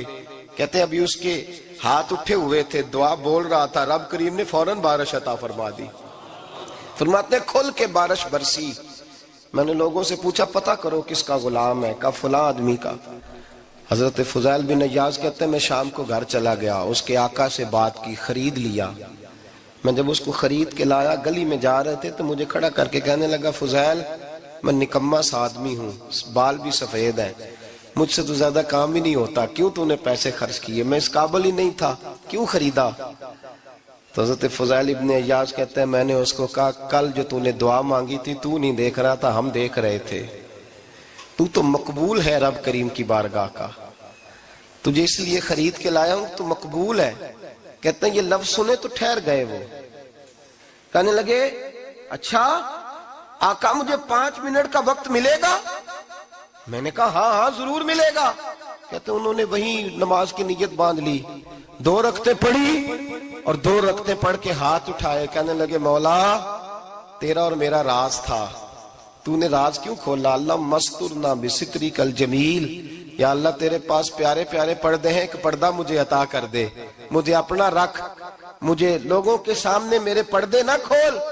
آپ فرماتے ہیں یہ کہہ کہ وہ زمین پہ بیٹھے کلمہ شہادت پڑھا, ان کی روح پرواز کر گئی. میرے بھائی جو زیادہ پرہیزگار تھے, جو بڑے رب کریم کے بندے تھے, ان کے تو آنسو خشک ہی نہیں ہوتے, وہ تو تڑپا کرتے, صبح شامیں ان کی روح کے گزرتے تھے اور رب کریم کی ناراضگی سے ڈرتے تھے. وہ کہتے تھے مالک کہیں ناراض نہ ہو جائے, کہیں بگڑ نہ جائے. میرے رسول کریم صلی اللہ علیہ وسلم کے صحابی کہتے ہیں ایک جنگ سے خوشخبری آئی, تو جو خوشخبری لانے والے تھے وہ حضرت عمر فاروق رضی اللہ تعالیٰ عنہ کے پاس پہنچے خوشخبری دینے. حضرت عمر رضی اللہ تعالیٰ عنہ کھڑے تھے, صحابی نے آ کے کہا عمر مبارک ہو. جناب عمر کچھ لوگوں سے گفتگو کر رہے تھے, بات چیت جاری تھی, کہا مبارک ہو فتح ہو گئی. حضرت عمر کہنے لگے ٹھہر تو جا, اس سے تو بات کر لینے دے جس سے کر رہا ہوں. جب کہنا ٹھہر تو جا, تو جو پیچھے کھڑے تھے وہ شرمندہ ہو گئے. اتنی سی بات ہے نا, چودھری تو بندہ بنتا ہی تب ہے جب 5-10 کی ایک دن کے اندر بےزتی کر لے, پڑھا لکھا تو بنتا ہی تب ہے جو 10-15 کو جاہل کہہ لے, تو بڑا تو بنتا ہی تب ہے جو 5-6 کو نیچا دکھا لے. تو یہ ہماری ڈگریوں کا تو مزاج ہی بڑا مختلف ہے. ہم تو اعزاز والے ہوتے ہی تب ہیں جب کچھ چھوٹا ہوگا تو ہم بڑے ہوں گے نا. ہم تو چاہتے ہیں ہمیں کچھ چھوٹا ملے, کسی کو چھوٹا کر کے اس کے قد پہ سوار ہو کے بڑا ہونا چاہتے ہیں. اتنی سی بات تھی کہ ٹھہر جانا یار, پہلے اس کی تو سن لینے دے. وہ شرمندہ ہو گئے صاحب. جب وہ شرمندہ ہوئے تو سیدنا فاروق اعظم دوڑے گئے. صحابہ کہتے ہیں گارا تھا, کیچڑ تھا, اس گارے میں سر رکھا, سجدہ کرنے لگے. اٹھے, کہنے لگے مولا اپنے عمر سے ناراض نہ ہو جانا, یہ کل تک اونٹ چرایا کرتا تھا, آج تیری مخلوق کو شرمندہ کرنے لگ گیا ہے, یہ اپنی حیثیت ہی بھول گیا, اسے خبر ہی نہیں کہ یہ کیا تھا, یہ آج تیری مخلوق کو شرمندہ کرتا ہے. اللہ اپنے عمر سے ناراض نہ ہو جانا. وہ شخص کہتے ہیں پیچھے آ کے کھڑا رو رہا ہوں. میں نے کہا عمر کیا کر رہے ہو؟ فرمایا نہیں یار میں نے تجھے شرمندہ کیا ہے, یہ میں بھول گیا تھا کہ میں کیا ہوں. بھائی اپنی حیثیت کا تعین کریں, آؤ آج اپنی حیثیت کا تعین کریں, دیکھیں ہم کہاں تھے کہاں بیٹھے, پلٹ کے دیکھیں کیا تھے ہم کیا ہیں, راتیں کہاں گزرتی ہیں, صبح کہاں بیتتی ہیں. ایک لمحے کے لیے پلٹ کر اپنے ظلم, زیادتیاں, جھوٹ, غیبتیں, بے حیائیاں, اپنی زندگی کے امور کا اگر ہم یک نظر جائزہ لیں, پیچھے پلٹ کے دیکھیں تو حضرت جناب سیدنا غوث اعظم جیلانی رضی اللہ تعالیٰ عنہ فرمایا کرتے تھے اگر لوگ اپنے گناہ یاد کریں تو وہ پریشان ہو جائیں کہ ہمیں پانی کا قطرہ کیوں مل رہا ہے, وہ اگر اپنی غلطیاں یاد کریں تو انہیں احساس ہو کہ ان کا سانس کیسے چل رہا ہے. بھائی اگلی بات سنو گے تو اور حیران ہو جاؤ گے. حضرت غوث اعظم رضی اللہ تعالیٰ عنہ فرمایا کرتے, آپ فرمایا کرتے کہ اب خیال آتا ہے, اب سوچ آتی ہے کہ رب کریم نے کتنی ڈھیل دی ہوئی ہے. ہم ہیں کہ سمجھتے ہیں یہ میری عقل مندی کا کمال ہے کہ مجھے سارا کچھ نافرمانی کے باوجود بھی مل رہا ہے. بھائی خشیت الہی پیدا کریں. جتنا بندہ بڑا ہوتا تھا اس کے دل میں خوف بھی اللہ کا وہ جانتا تھا. حضرت امام اعظم ابو حنیفہ بیٹھے تھے تو ایک بی بی فتویٰ پوچھنے آئی. بی بی روز خاوند سے مطالبہ تو کرتی ہے, فلاں چیز چاہیے فلاں چیز چاہیے, اللہ کرے وہ یہ مطالبہ کرنے لگ جائے کوئی شے نہیں چاہیے, جو چاہیے حلال کا چاہیے. آمین تو کہہ دے. اللہ کرے بی بی یہ مطالبہ کرنے لگ جائے سوکھی روکھی چاہیے پر چاہیے مجھے جائز دینا, بے شک ایک وقت دینا. اللہ کرے یہ مطالبہ ہونے لگ جائے. شب برات کی بڑی مقدس رات, اللہ کرے اس رات یہ مطالبہ ہونے لگ جائے. ایک بی بی آئی خاتون, چرخہ کاٹتی ہے, سوت بناتی ہے. حضرت امام صاحب سے مسئلہ پوچھنے آئی. کیا مسئلہ پوچھا اس نے؟ کہنے لگی حضرت جی میں نا رات کو اپنی چھت پہ بیٹھ کے چرخہ کاٹتی ہوں, سوت بناتی ہوں. 14ویں رات کا چاند جب چڑھا ہوتا ہے تو اس کی روشنی میں میں چرخہ کاٹتی ہوں. کئی دفعہ نا بادشاہ کا لشکر میری گلی سے گزرتا ہے, بڑے بڑے لالٹین انہوں نے پکڑے ہوتے ہیں, بڑے بڑے روشن دان, بڑی بڑی ان کے اندر روشنی ہوتی ہے. تو حضرت جی کئی دفعہ نا وہ جب گزرتے ہیں تو ان کی روشنی میں بھی میں کچھ سوت بنا لیتی ہوں. مسئلہ یہ پوچھنا تھا کہ اس روشنی میں میں جو سوت بناتی ہوں اس کی کمائی میرے لیے جائز ہے کہ ناجائز ہے؟ اس کی روشنی میں حضرت امام اعظم نے اللہ اکبر کا اور چھم چھم آنسو گرنے لگے. حضرت امام صاحب نے اپنا گریبان پکڑا اور کھینچا, قمیض پھٹ گئی.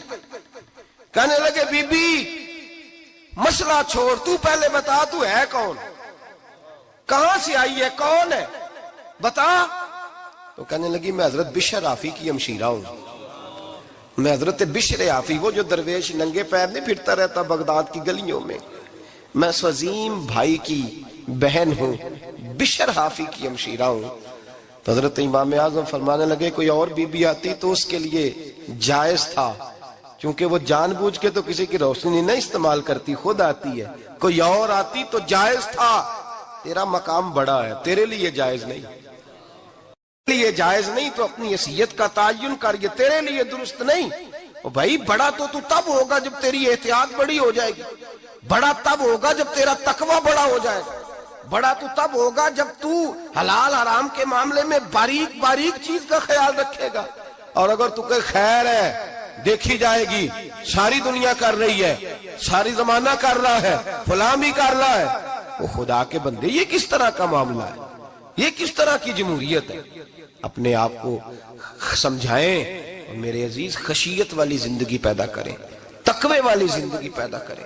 ہم لوگ ایسا وقت گزار رہے ہیں, اور یہ یاد رکھنا ہمیشہ انسان دنیا میں آتے ہیں, اس شہر کے بہت سارے لوگ ہو گزرے, علماء, مشائخ, صوفیاء, تاجر, زمیندار. آپ کسی بھی شعبے میں ٹٹولیں گے تو آپ کو کئی نام ملیں گے, اس شہر محبت کے ڈھیروں لوگ ہو گزرے اور یہ کہانی ہر شہر کی ہے.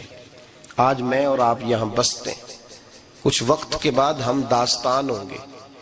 امام شافعی رحمۃ اللہ علیہ فرماتے ہیں میں ایک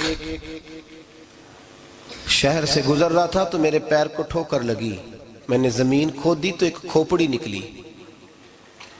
کھوپڑی نکلی تو اس کے اوپر تاج بھی تھا.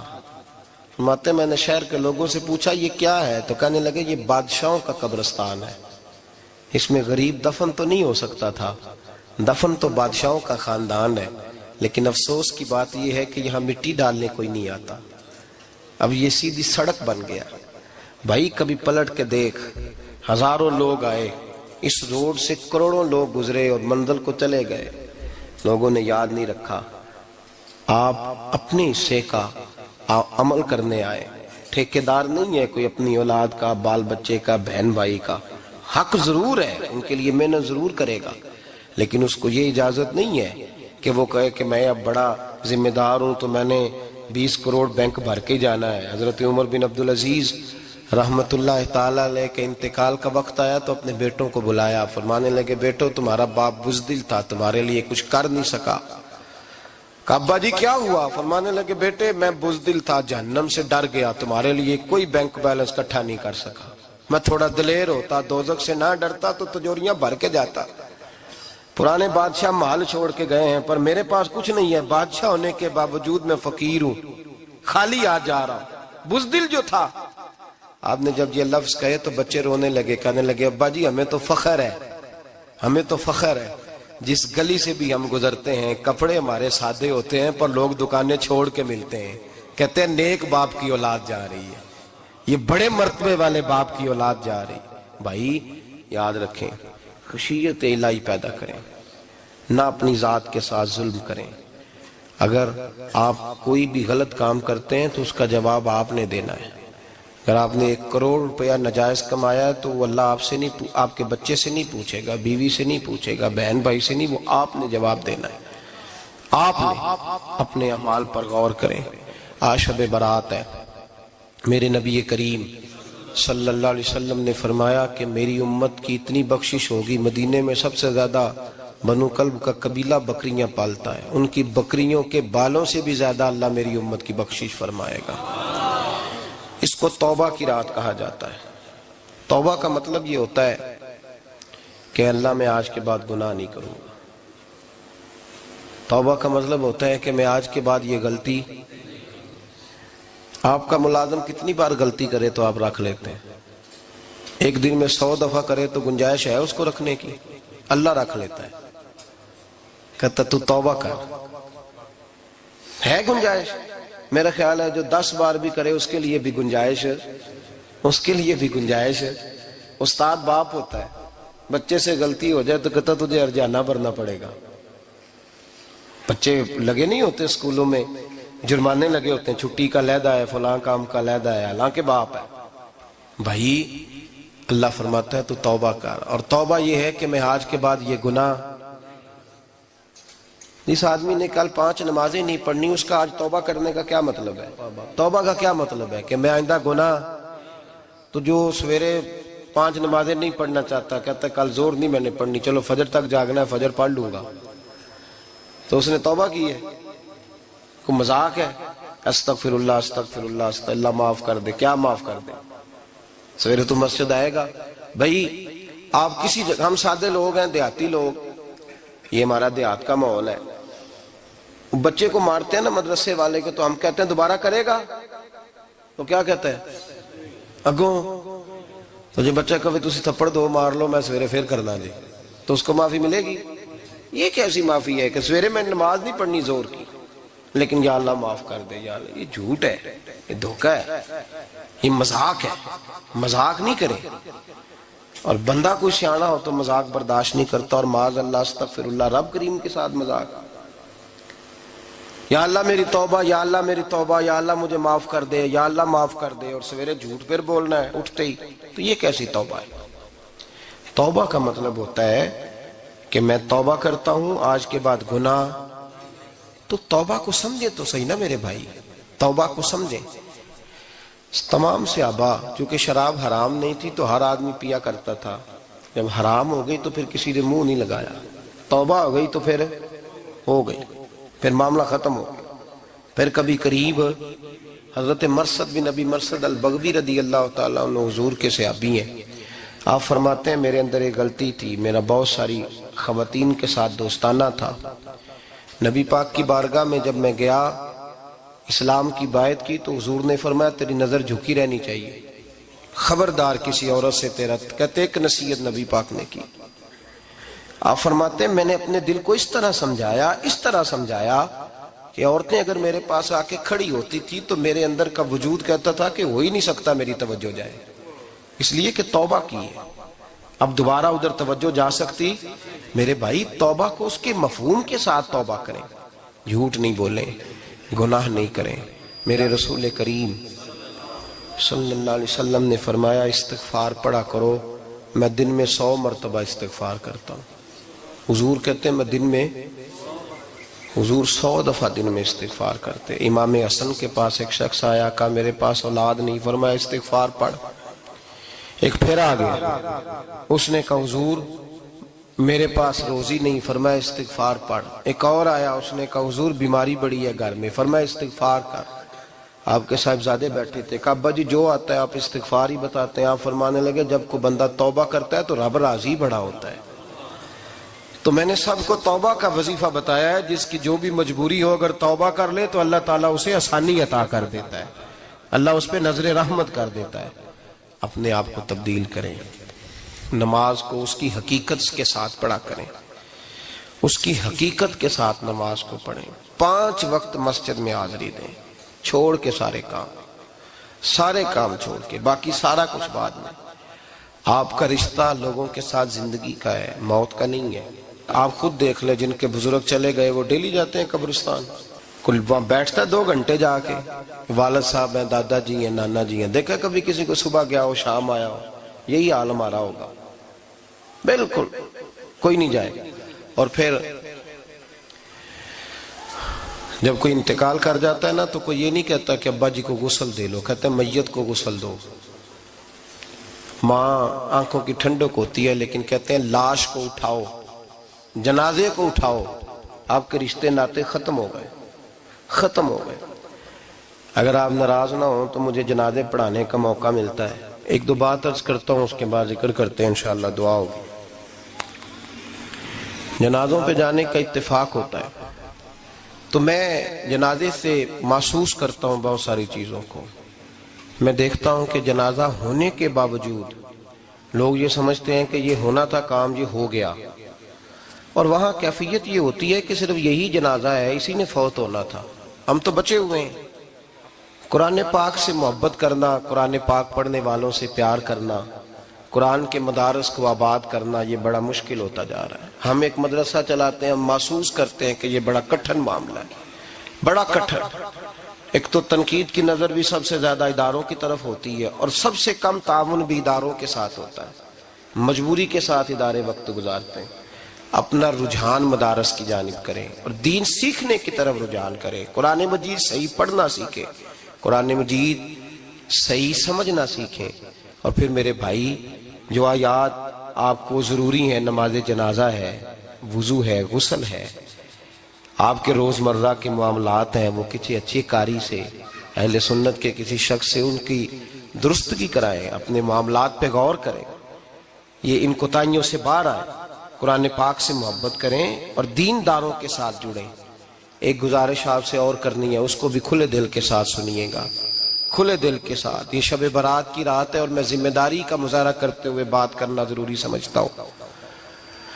آپ کسی پیر صاحب سے ملیں، کسی آستانے پہ جائیں، یہ کچھ گزارشات ہیں، بات میری ختم ہو گئی، وہ کر کے میں دعا کرنے لگا ہوں۔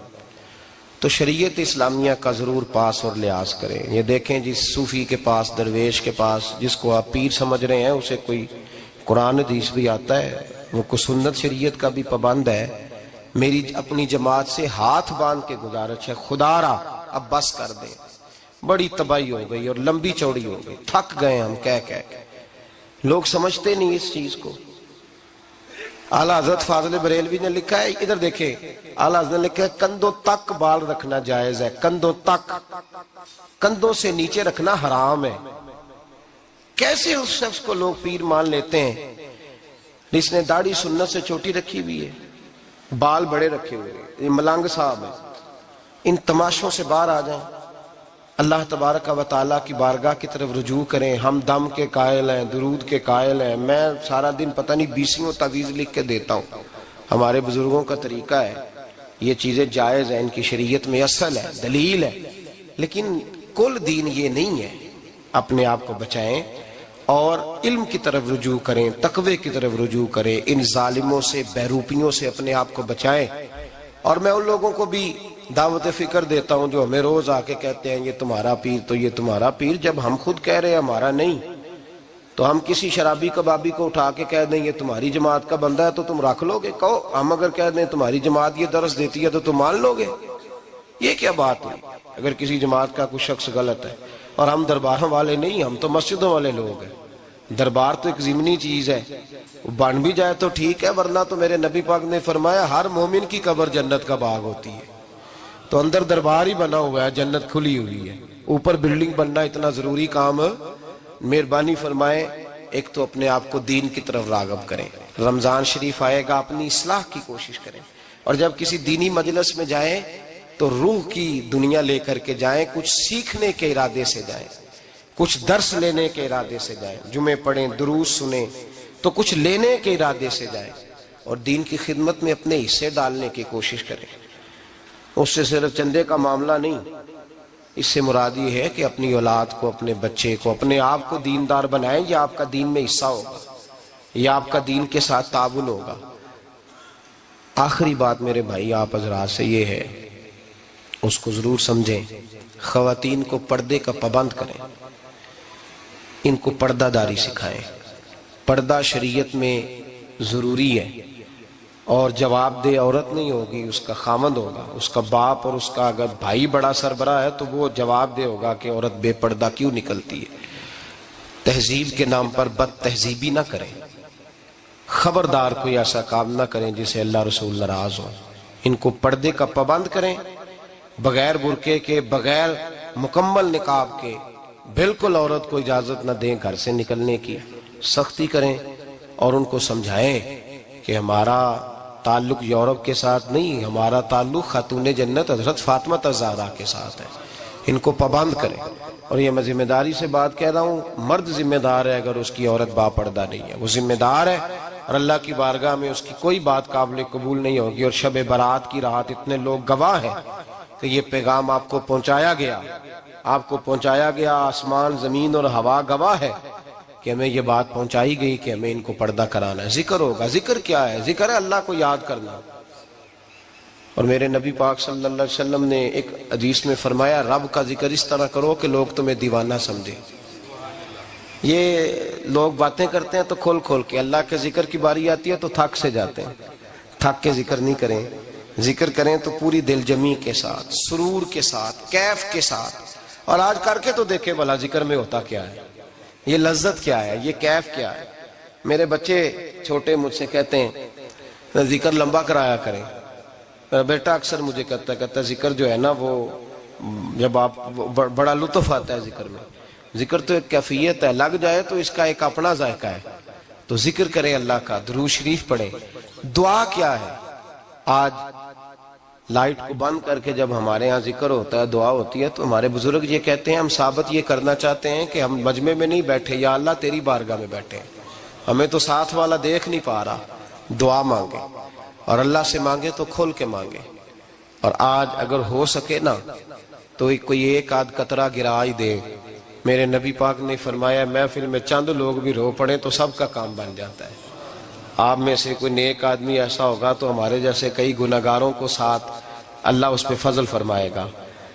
यहाँ जिक्र के बाद दुआ होगी, दुआ के बाद फिर सलाम होगा, फिर एक दफ़ा आखिर में दुआ होगी, फिर आपको कुछ वक़्त दिया जाएगा इनफरादी तौर पे नफल अदा करने का। 4-4, 6-6 नफल पढ़ के नए सिरे से ताज़े होकर आप हज़रात तशरीफ़ लाएंगे। और फिर इंशाअल्लाह ताला यहाँ लंगर का बंदोबस्त होगा, आप हज़रात के लिए माज़र जो कुछ है आपको पेश किया जाएगा। कोशिश करें रोज़ा रह ही जाए सुबह का। वैसे भी प्रैक्टिस होगी रमज़ान की, और शाबान में ज़्यादा रोज़े रखना मेरे नबी पाक की सुन्नत भी है, इसलिए ज़रूर कोशिश करें कि सहरी का बंदोबस्त है तो आप रोज़ा रखें ताकि आपके लिए आसानी हो जाए। अल्लाह तबारक व तआला हमारी इस हाज़री को अपनी बारगाह में मकबूल फरमाए। अगर हमें कोई शख्स कहता है कि शब बारात को उठ के नफल न पढ़ो, तो भाई नफल हमने पढ़ने अल्लाह की रिदा के लिए, हमें किसी बंदे से डिग्री लेने की ज़रूरत नहीं, ना तू हमारे और रब के दरमियान माज़अल्लाह कोई वसीला है कि तू कहेगा तो पढ़ेंगे, जब दिल करेगा पढ़ेंगे और जितने दिल करेगा पढ़ेंगे। हम तो नफल कह रहे हैं इसको, हमने कब कहा जरूरी है जो इशा पढ़ के सो जाए फजर तक सोया रहे, हम उसको गुनाहगार नहीं कह रहे, लेकिन ये जरूर कहेंगे कि गोल्डन चांस मिस कर दिया इसने, चांस मिस किया। ये तो अल्लाह की रहमत का मौका था। हजरत सैयदा आयशा सिद्दीका रदी अल्लाह ताला अन्हा इरशाद फरमाती हैं कि शाबान की 15वीं रात थी, यानी शब बारात की रात। फरमाती हैं शाबान की 15वीं रात थी, मैंने अचानक नज़र डाली तो हुजूर मेरे बिस्तर में थे, फिर मेरी नज़र पड़ी तो हुजूर नहीं थे। मेरे दिल में गुमान आया, ख्याल आया कि शायद किसी और ज़ौजा की तरफ हुजूर का मेलाने तबाह हो गया हो, वहाँ तशरीफ़ ले गए हो। फरमाती मैं उठी बाहर गई तो नबी करीम अलैहिस्सलाम जन्नतुल बकी में थे, करीब एक जगह पे हुजूर दुआएं मांग रहे थे। फरमाते मैं गया तो हुजूर फरमाने लगे, अबू बकर की बेटी तूने क्या गुमान किया कि अल्लाह का रसूल तेरी हक तलफी करेगा? अर्ज की हुजूर आप मालिक हैं, कहीं और जाना चाहे तो मेरी तरफ से पाबंदी नहीं। कहती है वहां खड़े खड़े मेरे रसूल करीम ने बयान फरमाया, ये तिरमिज़ी के लफ्ज हैं। हुजूर ने फरमाया आयशा ये शाबान की 15वीं रात है, मदीने में सबसे ज्यादा बकरियां बनु कल्ब का कबीला पालता था। फरमाया आज की रात बनु कल्ब के कबीले की बकरियों की तादाद के मुताबिक अल्लाह मेरी उम्मत के लोगों की बख्शी फरमा देगा। ये वो रात है। जनाब आयशा सिद्दीका रदी अल्लाह ताला अन्हा ने बात रात को सुनी तन्हाई में नबी पाक से, रात को तन्हाई में हुजूर से सुनी। सवेरे जनाब आयशा ने कुल उम्मत को बताई। अगर ये बात अहमियत वाली ना होती तो बीबी साहब आगे रवायत करती, ये किताबों में आती, ये लोगों को बताती। हजरत आयशा ने रवायत किया और मौला अली शेर खुदा ने तो खुल के कहा, इब्ने माजा में है, हजरत अली से प्यार करने वालों के लिए अलग गुणवान। मौला अली ने खुल के फरमाया शाबान की 15वीं रात को रात इबादत करना और सवेरे रोजा रखना। हजरत अली के लफ्ज बाई नहीं सियासता में, रात को रोज इबादत करना, दिन को रोजा रखना। वैसे तो रब करीम हर रोज तहज्जुद के वक़्त पहले आसमान पर नुज़ूल इजलाल फरमाता है और लोगों को फरमाता है कोई बख्शिश मांगने वाला? और फरमाया हर रोज तहज्जुद के वक़्त ये ऐलान होता है, पर शब बारात को ना शुरू रात से ये ऐलान शुरू हो जाता है। इधर देखो मेरी तरफ, मगरिब से ऐलान शुरू हो जाएगा। अल्लाह करे आपको समझ आए, अल्लाह करे आपको। और भाई यहाँ बार लूट सेल लग जाए, यहाँ अभी सेल लग जाए, 5000 वाला जोड़ा 1500 में, तो रश खत्म होगा। और भाई अगर ये लग जाए, चलो ये तो दूर की बात है ना, हम तो लंगर वाले लोग हैं। अगर लंगर का ऐलान हो जाए कि बड़ा तगड़ा है, बड़ा तगड़ा, हमारे यहाँ तो शादी की रोटी खुलती है तो लोग आखिरी रोटी समझ के खाते हैं, इतने शायद इल्ला माशाअल्लाह ये आखिरी है, इसके बाद न मिलेगी। जब ऐलान होता है और दावत होती है कि खुला है जी खाओ, क्या हशर होता है, क्या अंदाज है। मौला अली शेर खुदा हदीस रवायत करते हैं, रंग क्या है। फरमाया बाकी रातों में ना थोड़ा सा पैकेज होता है, थोड़ा सा, आखिरी हिस्से में रात के शबे बारात को ना रात चढ़ते ही अल्लाह पहले आसमान पर जो उसकी शान के लायक है नुज़ूल जलाल फरमाता है और पहला जुमला ये फरमाता है कोई माफी मांगने वाला? अल्लाह करे आपको समझ आए, यानी माफी देने वाला कह रहा है चलो आओ इधर, आओ जरा माफी मांगो, मैं माफ करने आया हूं। मांगो माफी, है कोई माफी मांगने वाला? माफ कर देंगे। और आप फरमाते हैं है कोई रिस्क मांगने वाला? वो जो बड़ी दरखास्तें देते फिरते हैं ना मुख्तलिफ इदारों में, वो एक दरखास्त ना कल शब बारात वाली रात भी दें। अल्लाह करे आपको समझ आए। वो जो कहते हैं ना बड़ी बड़ी कंपनियों मैंने एप्लीकेशन जमा कराई है तो कहीं काम नहीं बन रहा तो नुस्खा दे रहा हूं, एक एप्लीकेशन कल रात भी जमा कराओ, इंशाअल्लाह काम बन जाएगा।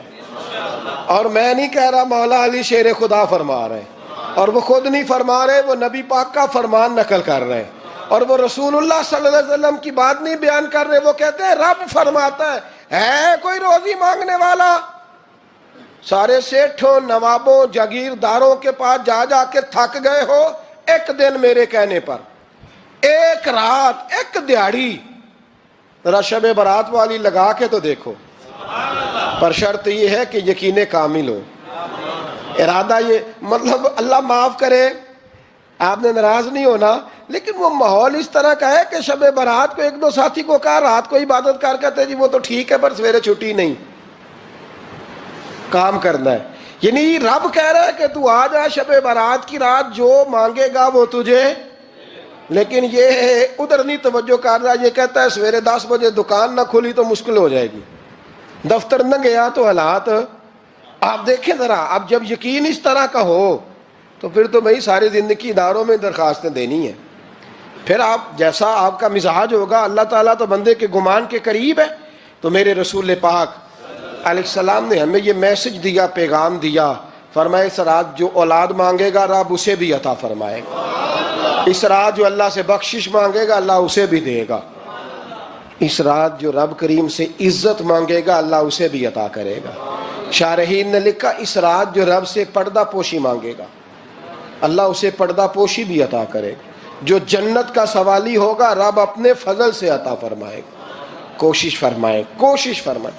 10 محرم کو ہمارے ہاں لوگ جاتے ہیں قبرستان، وہ کسی حدیث سے ثابت نہیں، میں منع نہیں کر رہا، جائیں، 9 محرم کو جائیں، 10 کو جائیں، 11 کو جائیں، 8 کو جائیں، سفر میں جائیں، ربیع الاول میں جائیں، قبرستان میں جب بھی جائیں منع نہیں ہے، لیکن شب برات والی رات تو خود رسول کریم گئے ہیں نا قبرستان۔ اب جو بات میں نے سمجھانی ہے اس کو سمجھیں، نبی پاک کی والدہ کا مزار نہیں ہے وہاں جنت البقیع میں، حضور کے کو بھائی بہن، حضور کیا کرنے گئے؟ امت کی بخشش کے لیے گئے۔ شب برات کی رات لالچی نہ بنے کہ صرف میں نے اپنے لیے روزی مانگنی ہے، کل امت کے لیے مانگے، رب کریم سے مانگے، اپنے بھائی کے لیے مانگے، اپنی بہن کے لیے مانگے، اپنے بیٹے کے لیے مانگے، اپنی بیٹی کے لیے مانگے، اللہ کریم سے۔ یہ مانگنے کی رات ہے۔ پچھلی راتی رحمت رب دی کرے بلند آوازہ، بخشش منگن واریاں کارن کھلا جے دروازہ، آئیں اللہ کی بارگاہ میں اس رات کو کھل کے دعا مانگیں۔ قبرستانوں میں نہ کچھ قبریں ایسی ہیں کہ جو بتاتی ہیں کہ سالوں بیت گئے ہیں کوئی آیا نہیں، کچھ قبریں بتاتی ہیں، اور کچھ بڑے قبرستان بڑے شہروں میں ایسے بھی ہیں کہ جن کا گورکن کہتا ہے کہ مجھے کمیٹی نے کہہ دیا ہے جہاں 4-5 سال کوئی نہ آئے وہاں نئی قبر بنا دیا کرو، وہاں نئی قبر بن جاتی ہے معاذ اللہ۔ او بھائی کچھ ہیں ایسے، کچھ ہیں، یہ جائیں نا اکبر بادشاہ یہاں لیٹا ہے لاہور میں، تو شعر لکھا ہوا ہے، بر مزارے ماں غریباں نے گلے پروانہ سوزز نے صدائے بلبلے، فارسی کا مقولہ لکھا ہے اس کی قبر پہ، کہتا ہے میں وہ غریب ہوں، اعلیٰ بادشاہ ہے مقبرے میں لیٹا ہے، کہتا ہے میں وہ غریب ہوں کہ نہ یہاں کوئی پروانہ آتا ہے نہ بلبل آ کے گیت گاتی، کوئی آتا ہی نہیں، کوئی فاتحہ نہیں پڑھتا، کوئی فاتحہ نہیں پڑھتا۔ او بھائی کئی قبریں ایسی ہیں جن پہ سالوں بیت گئے کوئی لوٹا نہیں۔ اور مشکات میں حدیث ہے، میرے نبی کریم علیہ السلام نے فرمایا جو قبر میں ہوتا ہے وہ تو اس آدمی کی طرح ہے جو دریا میں ڈوب رہا ہے اور وہ انتظار کر رہا ہے کہ میرا بیٹا میرے لیے دعا مانگے، میری بیٹی دعا مانگے، پر بیٹے کو تو 27 سال ہو گئے، ملک سے باہر ہے، کاغذ بنے گے تو ابے کی قبر پہ آئے گا نا، اس کے تو کاغذات ہی نہیں مکمل ہو رہے، وہ بیٹے کو تو مشکل ہے بڑی، وہ تو کاغذات نہیں بن رہے، وہ تو دولت کا مطالبہ پورا ہوگا تو جب ہی وہ کام ہوگا نا۔ انتظار ہو رہا ہے قبروں میں، میرا بیٹا دعا کرے، میرا بھائی دعا کرے، اور اگر بچہ دفن ہے تو وہ کہتا ہے میری ماں دعا کرے، میرا باپ دعا کرے۔ کوشش کریں شب برات بعد از مغرب یہ رواج پیدا کریں، یہ رسول اللہ کا طریقہ ہے صلی اللہ علیہ وسلم۔ قبرستان میں جائیں اور جا کر کے وہاں اللہ تبارک و تعالیٰ سے دعا مانگیں کہ یا اللہ جو اس قبرستان میں لیٹے ہیں وہ بھی اور جو آج تک کلمہ پڑھنے والے دنیا سے گئے وہ بھی، اور جو قیامت تک جائیں گے وہ بھی، اے اللہ تو سب کی بخشش فرما دے۔ اللہ کی رحمت کو محدود نہ کرے کہ صرف مجھے بخش دے، اسے کہیں یا اللہ کل کی بخشش فرما۔ ساری امت کے لیے دعا کریں، شب برات کی رات نفل پڑھیں۔ ہمارے ہاں محفل ہوتی ہے ہر سال الحمدللہ، بڑے شوق سے بڑا خوبصورت ہم اہتمام کرتے ہیں، لیکن میں اکثر دوستوں سے کہا کرتا ہوں کہ جن کو اکیلے میں نفل پڑھنے میں مزہ آئے وہ اکیلے میں پڑھیں۔ کتنی کھلی بات کر رہا ہوں، میں پابند نہیں کر رہا کہ آپ یہاں آئیں گے محفل میں آئیں گے ضروری ہے بھئی، آپ کو اکیلے میں مزہ آتا ہے نا۔ کچھ لوگ تنہائی میں ہو تو دل زیادہ لگتا ہے، وہ تنہائی میں کریں اللہ اللہ کوئی حرج نہیں، لیکن کچھ ایسے ہیں کہ نعت سنتے ہیں تو دل نرم ہوتا ہے، تقریر سنتے ہیں تو دل نرم ہوتا ہے، تو جن کا اس طرح نرم ہوتا ہے وہ مسجد میں آئے بات سنیں۔ کچھ کو سب کے بیچ بیٹھ کے رونا آتا ہے۔ حضرت سعدی شرازی فرمایا کرتے تھے کچھ لوگوں کے آنسو مجھے رلا جاتے ہیں، فرماتے ہیں کچھ کی آنکھیں دیکھ کے رو پڑتا ہوں، لہٰذا میں جب بھی ذکر کرتا ہوں محفلوں میں بیٹھ کے کرتا ہوں، تنہائیوں میں مجھ سے نہیں ہوتا، تو جس سے نہیں ہوتا وہ آئے نا، مسجد میں آئے، رات عبادت کریں۔ کل مغرب سے پہلے پہلے کام سمیٹ لیں سارے، اور مغرب کے بعد یہ رات شروع ہوگی، مغرب کے بعد ایک چھٹی کر لو اللہ رسول کے لیے، کر لیں گے انشاءاللہ تعالی ایک چھٹی۔ اور توبہ کی رات ہے، یہ توبہ کرنی ہے۔ توبہ کس کو کہتے ہیں؟ توبہ کا معنی ہے پچھلے گناہ پر پچھتانا، شرمسار ہونا، کہتے نہیں اے کاش میں نہ کرتا، اور وہ لفظوں میں نہیں جملوں میں نہیں، توبہ رٹی رٹائی نہیں، شرمسار ہونا اور آئندہ گناہ نہ کرنے کا پکا ارادہ کرنا، اس کا نام توبہ ہے۔ دیکھیں اللہ تعالیٰ فضل کرے، میں نے پچھلے سال کہا تھا پھر کہتا ہوں، مسجدوں سے نا شب برات کی رات، شب قدر کی رات چیخوں کی آوازیں آتی ہیں، لوگ اتنا روتے ہیں نا، رونا چاہیے، کم روتے ہیں زیادہ رونا چاہیے، لیکن سوال یہ ہے کہ اتنا زیادہ لوگ شب برات کی رات روتے ہیں، کیا پھر سویرے بددیانتی ختم ہو جاتی ہے؟ جو رات مسجد میں کھل کے رو کے آیا ہے اس کا پروگرام ہے نا کہ اب ملاوٹ کبھی نہیں کرے گا، اب گاہکوں سے جھوٹ کبھی نہیں بولے گا، اب وہ بددیانتی کا معاملہ کبھی نہیں کرے گا، لیکن رات روتا بھی رہے اور سویرے پروگرام یہ ہو کہ میں نے پھر لوگوں کو فریب دینا ہے، داؤ لگانا ہے، تو اس نے توبہ کیا رات کے یہاں بس یہ ایکٹنگ کر کے لوٹ آیا ہے، یعنی بڑی سجا بنا کر کے سوار کر کے رات توبہ کی۔ کیا مطلب ہے توبہ کا؟ کہ توبہ آپ نے کی۔ حضرت حسن بصری سے کسی نے کہا توبہ کیا ہے؟ فرمانے لگے توبہ یہ ہے کہ جس گلی سے رب نے تجھے منع کیا ہے دوبارہ پھر تو اس گلی میں نظر نہ آئے، تو نظر ہی نہ آئے، اور جس جگہ جانے کا رب نے تجھے حکم دیا ہے پھر تو دوبارہ وہاں سے غیر حاضر نہ ہو۔ اگر یہ پروگرام ہی نہیں، ارادہ ہی نہیں، بچے ایک دو مجھے کہنے لگے کل حضرت صاحب توبہ کے موضوع پر ہم نے گفتگو کرنی ہے تو کوئی باپ بتائے کہاں پہ ہے، کچھ بچے شاگرد ہیں، کچھ مسجدوں میں جمعہ پڑھاتے ہیں۔ ایک نے مجھ سے کہا تو میں نے کہا بیٹے پہلے مسجد میں جاؤ، 2 نفل پڑھو، توبہ کرو، توبہ کا ارادہ بناؤ، یہ رسم نہیں ہے۔ وہ نعت خواں بھی تو توبہ کر لینا جو شب برات کے دن لوگوں کو توبہ کرانے آیا ہے اور 25,000 کا سودا کر کے آیا ہے، تو آج اس کام سے تو توبہ کرنا، یہ نوٹ پھکوانے سے تو توبہ کرنا، یہ رسم ہے؟ ساری رات توبہ توبہ توبہ توبہ، یہ کیا معنی ہے اس کا؟ کیا مطلب کریں؟ امام غزالی فرماتے ہیں کہ ایک آدمی بادشاہ کا گارڈ تھا، سپاہی تھا، اس کا پہرے دار تھا، نگرانی کرتا تھا، بڑی وفاداری سے نوکری کرتا رہا۔ بادشاہ نے اسے تنخواہ کے علاوہ بھی بڑا نوازا، بڑا نوازا، بڑا نوازا۔ اسے بادشاہ نے بڑے الاؤنسز دیے، بادشاہ نے بڑا کچھ دیا، مکان دیا۔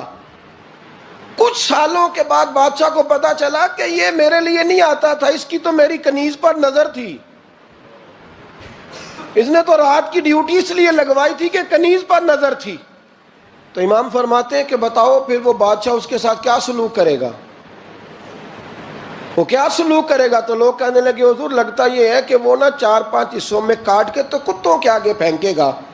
آپ فرمانے لگے میرا رب تو بڑا ہی کریم ہے، وہ تو ایسے نہیں کرتا، لیکن بتلاؤ اگر اسے پتا چلے کہ یہ رسم کے لیے آیا ہے، اس کی تو نظر ہی مال پہ ہے، یہ تو سویرے بدلے گا نہیں، یہ تو دھوکہ دے رہا ہے، یہ تو توبہ کرنے آیا ہی نہیں، اس نے تو ڈھونگ رچایا ہے، اسے تو پہلے سے خبر ہے.